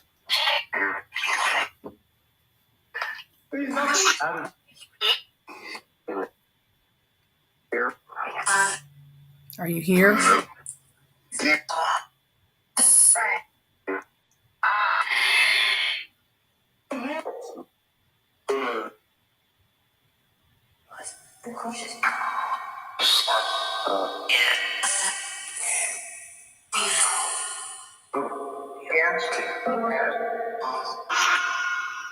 It said, watch the eyes.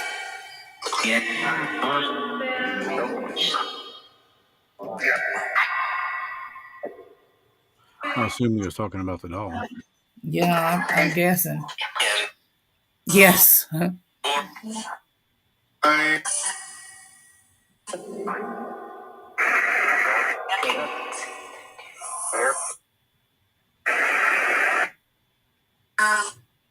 you tell me your name?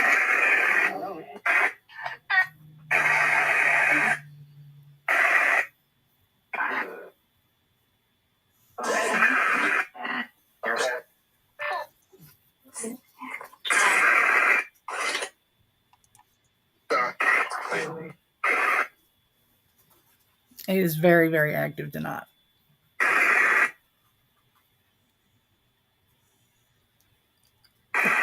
It's still coming through and I have it turned off. You have it turned off?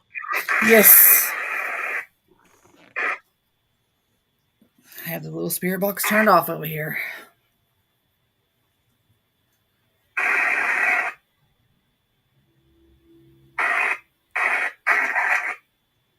Is there someone still out there that needs to come through?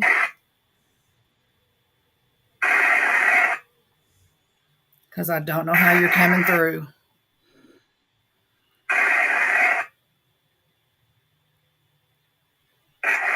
I am.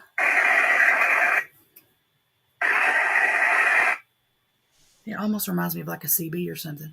It does. Like the squelch. Yes, yes. It just acknowledged it. Again. Gee. Are you still out there?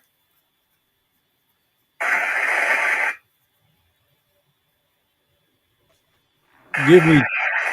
Is there Give me. anything else that you want to say? Give me 1 burst for yes, 2 bursts for no.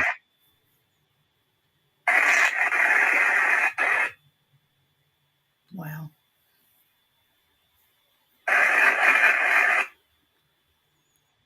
This one's on pause. Yeah. The other one's off. And this is coming through the one that's off. Yeah. Something is up.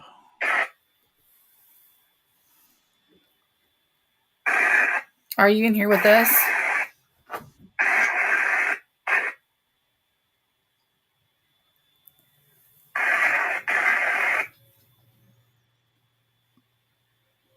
I said 1 burst. Are you still here with us? 1 burst for yes, 2 for no.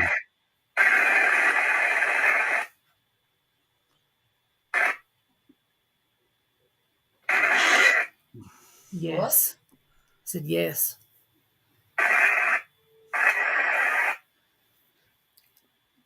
Can you tell me what your name is? You're coming through.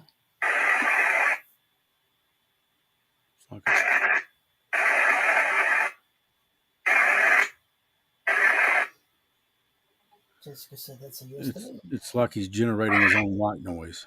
That is crazy. I've never heard of that happening. I've never had this happen.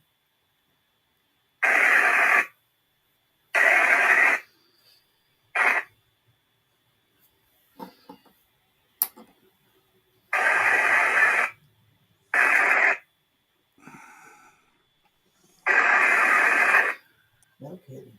Can you tell me what your name is? Can you come through?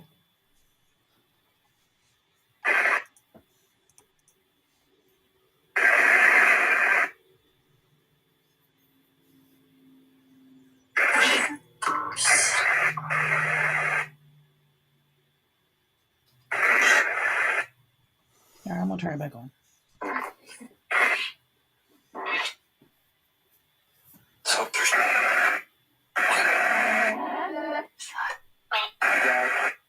He's got it.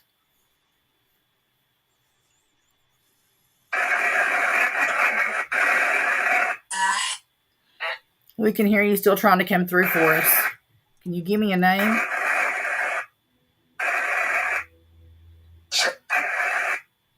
Two syllables. I can't make it out. Mark? Does anybody in the chat know a Mark?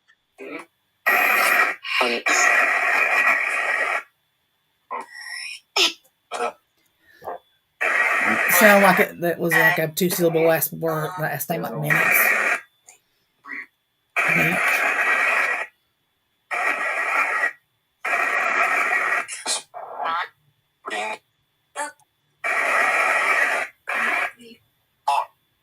Mark.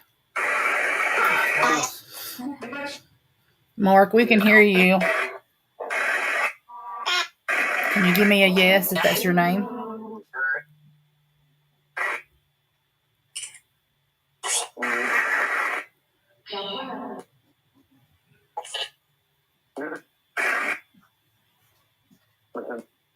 That's him. Can you tell me who you have a message for? I've got Tracy and Helen in the chat that say that they both know a Mark.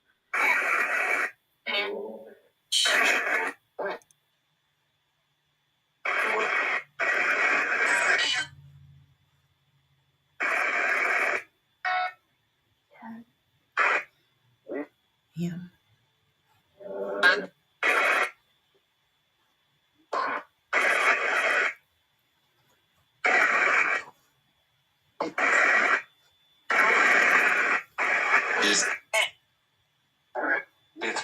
Guys. Okay, I'm going to turn it off again. When I turn it off this time, I want to see if you can still come through again for me, okay? 3, 2, 1. Off. Jeez.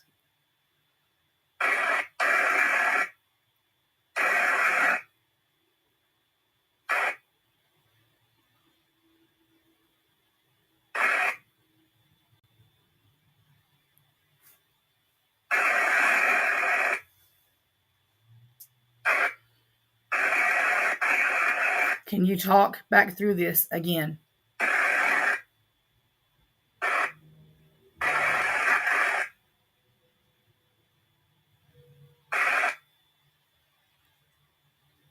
We need to get that paramedic plug that gives out the Wi-Fi, spits it out, the energy, so that they can use the energy.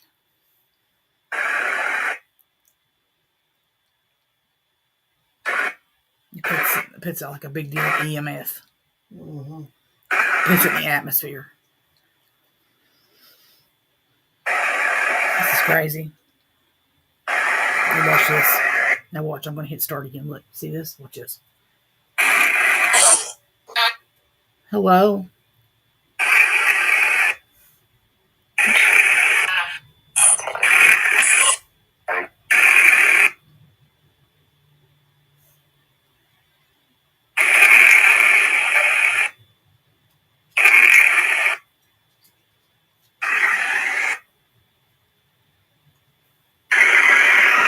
Okay, I'm going to, I guess, turn it all the way down. Does anybody else have anything they want to say before we turn this off? Stace, this is a line of shot straight into the chat. Tracy Mead said, "What about the Mark we went to school with?" Can you think of a Mark that we went to school with that passed away? Mark we went to school with. Let's see. Not that I can remember. I remember we lost, one of the first ones we lost was Marianne Blanton. She passed? That was one of the first ones we lost when we were really young. We lost James. Remember James Green? We lost him. Yeah, I remember James. He was paralyzed after an accident. Yep. I didn't know that Marianne had passed away. Marianne passed when we were really still young.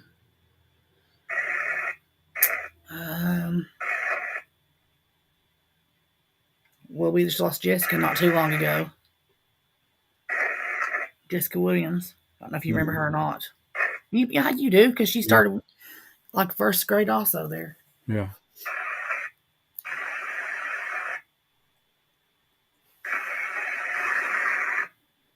If you're still there, Mark, can you let us know if that's your name?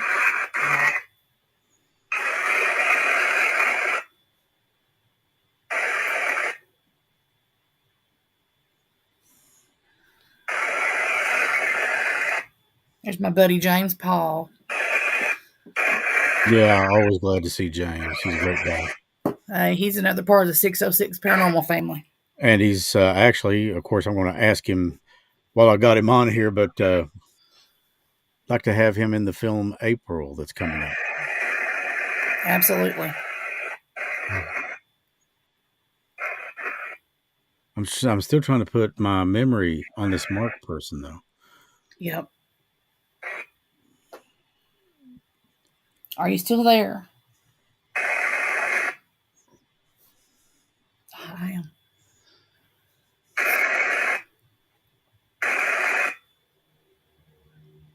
JP said, I'd be honored to be in it. Well, we'd be honored to have you in it, JP.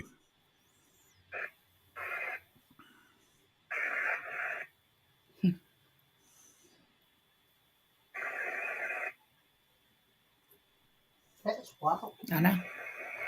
I've never seen anything quite like it. To turn all the volume all the way off, and it just keeps going. Is the volume off now? Yep, volume is off. I don't have anything on, no devices on. The only thing I have on is my color band. That's it.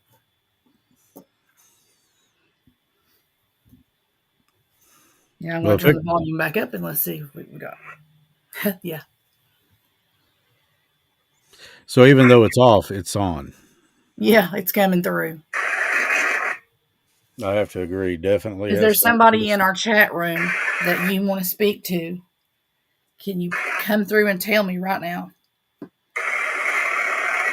If you could, it would be great because they can hear you. There's not 20 other voices coming through at the same time.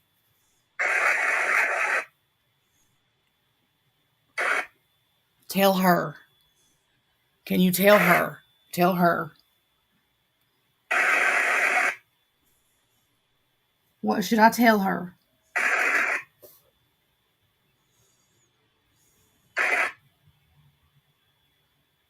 We can hear you. I couldn't make it out. But he's saying something. He's saying a whole sentence. Can you try it again for me? I can hear you, but can't make out what you're saying.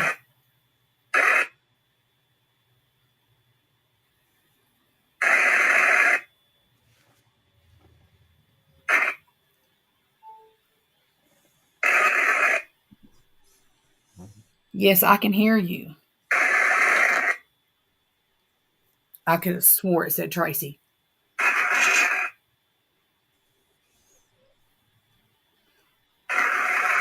Do you have a message for Tracy?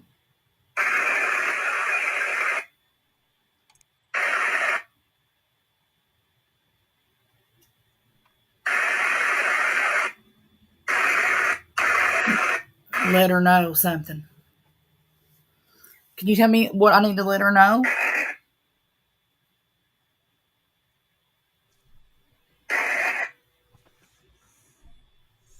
Can you come through and let me know? I can't make it out.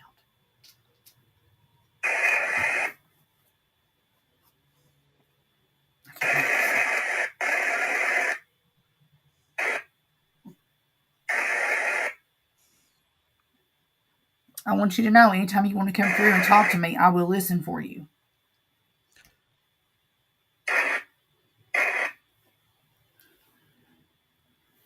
Got a message.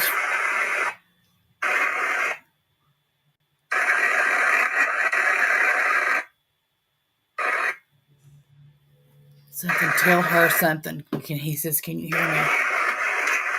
See, can you hear me? Yes, we can hear you. So faint. Well, I mean, look at everything that he's fighting to get through to us.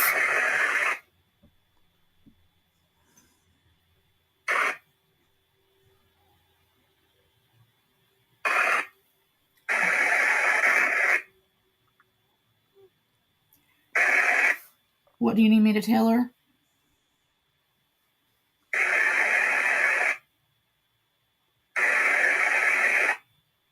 It's like he said, I'm here.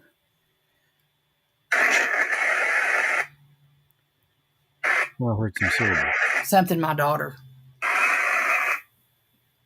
Daughter or daughters, I can't tell. My daughter.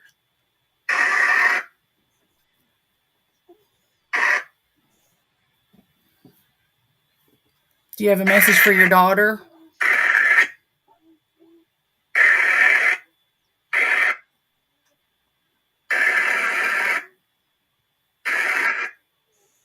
Love you, honey. It's me.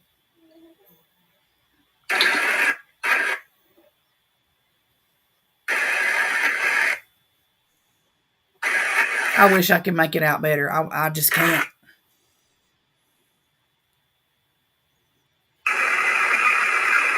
And you guys are hearing it like I am. It's hard. It's so, the voice is faint, but you can hear him. When he comes, you can hear him. I mean, sound like he said my name that time. Did you hear that? Mm-hmm. It's like he said my name. Are you there? God. This is the hard part of this job.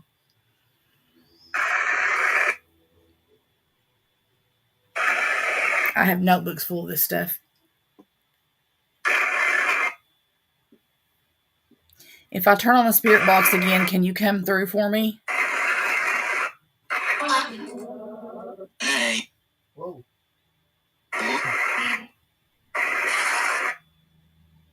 I have it turned on. Can you come through and talk now?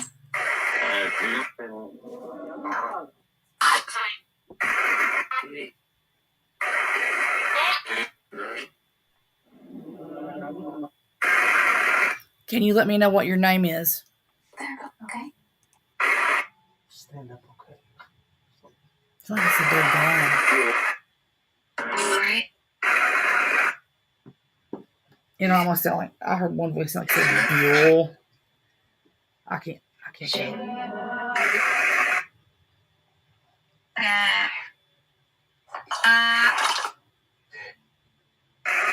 Dad. Doug. Wolf. I heard 15 things. My mind's going crazy though on everything.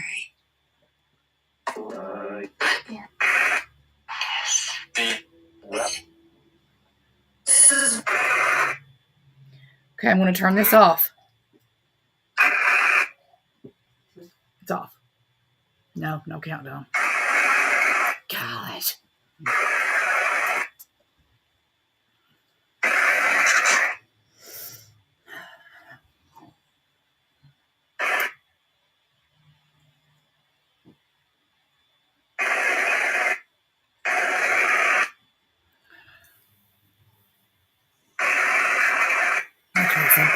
I'm going to try something else real quick. I'm trying the spirit box.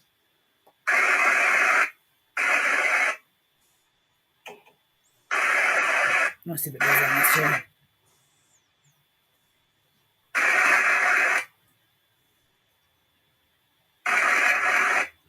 Okay, I have another one open. Noise bank's full. Talk to me through this one.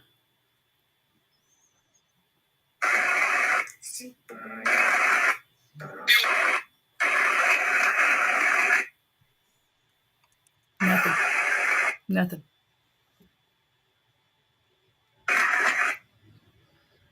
God, I don't know. I hate to turn it off. I don't know what else to do. Yeah, I mean, I've never seen. Okay, I've never seen anything like it. I'm going to work on it. And I'm going to sit here and see if I can see Okay. anything else from it when we get off and see what we can do. All right. It's got me puzzled as well as all of you guys. I've never seen or heard anything like this. No. There's one or two possibilities that I see. Either the equipment is malfunctioning, but I don't think that's it. I don't think that's the case. Something's coming. Or something's here. Yeah, for sure. Next Thursday, 9:05 p.m. Remember the YouTube channel, and don't forget to check out the Facebook page and join up with 606 Paranormal. Yep. Join up with the Mountain Mysteries. This thing's exploding, and again, we're just doing what we feel led to do. Wow. What we feel led to do, and apparently it's working. So, Stace, do you have anything to add? I've never had this happen when I turn something off. It's off. I mean, but we're gonna work on it. We're in here. We're gonna see what we can do with it tonight and see what we can find out. Okay.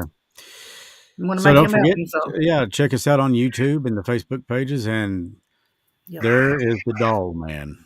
Yeah. Yeah. Lloyd, you rock. Lloyd Rod. Okay, well, guys, we love you, and thank you so much for being a part of the gathering. Thank you, guys. And don't forget to be checking out the next film release. The next short that we do will be this weekend, and it's going to be on the Paintsville UFO train collision that happened back in 2001. And we'll have that on YouTube as well. It'll be very similar to what you saw with Junko, but we begin work in terms of filming for April and March. And JP, we're going to be getting a hold of you pretty quick. So yeah. And once again, we welcome Brooke on board. Brooke Casey, who's going to be playing a major role in one of the characters, a major role in that. And we will be posting stuff on Facebook, accepting some auditions. And like I said, I think that this is going to be something very unique. It'll not be anything like what you saw with Junko tonight. It'll be completely different, but it'll be It's going to be a cinematic documentation. Whoa. Or, was that a doll? Was Oh, no. was No. okay? I'm not going to go there because I can see the look in your face. I'll show you what it was. Hold up.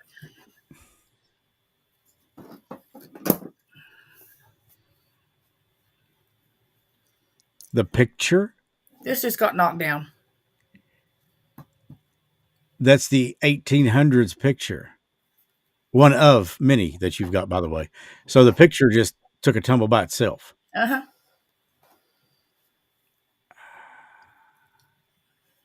So, folks, I don't know what's going on here. Something's And up. this is where I always say, and that's the gatherings for you.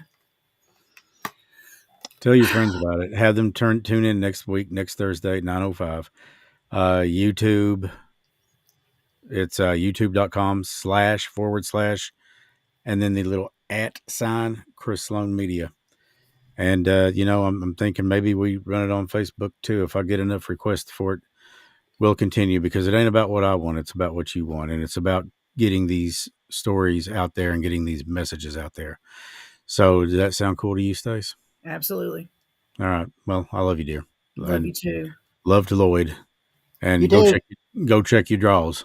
Yeah, check your draws. So it's guys, we'll wrap it up. And Stace, I will talk to you soon, baby. All right. Okay, good night. Good night.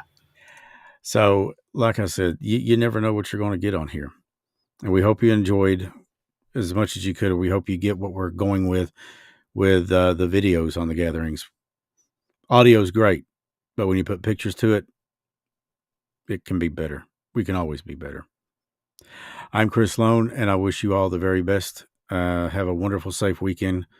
God bless. Love to you and your families. And as always, stay mysterious.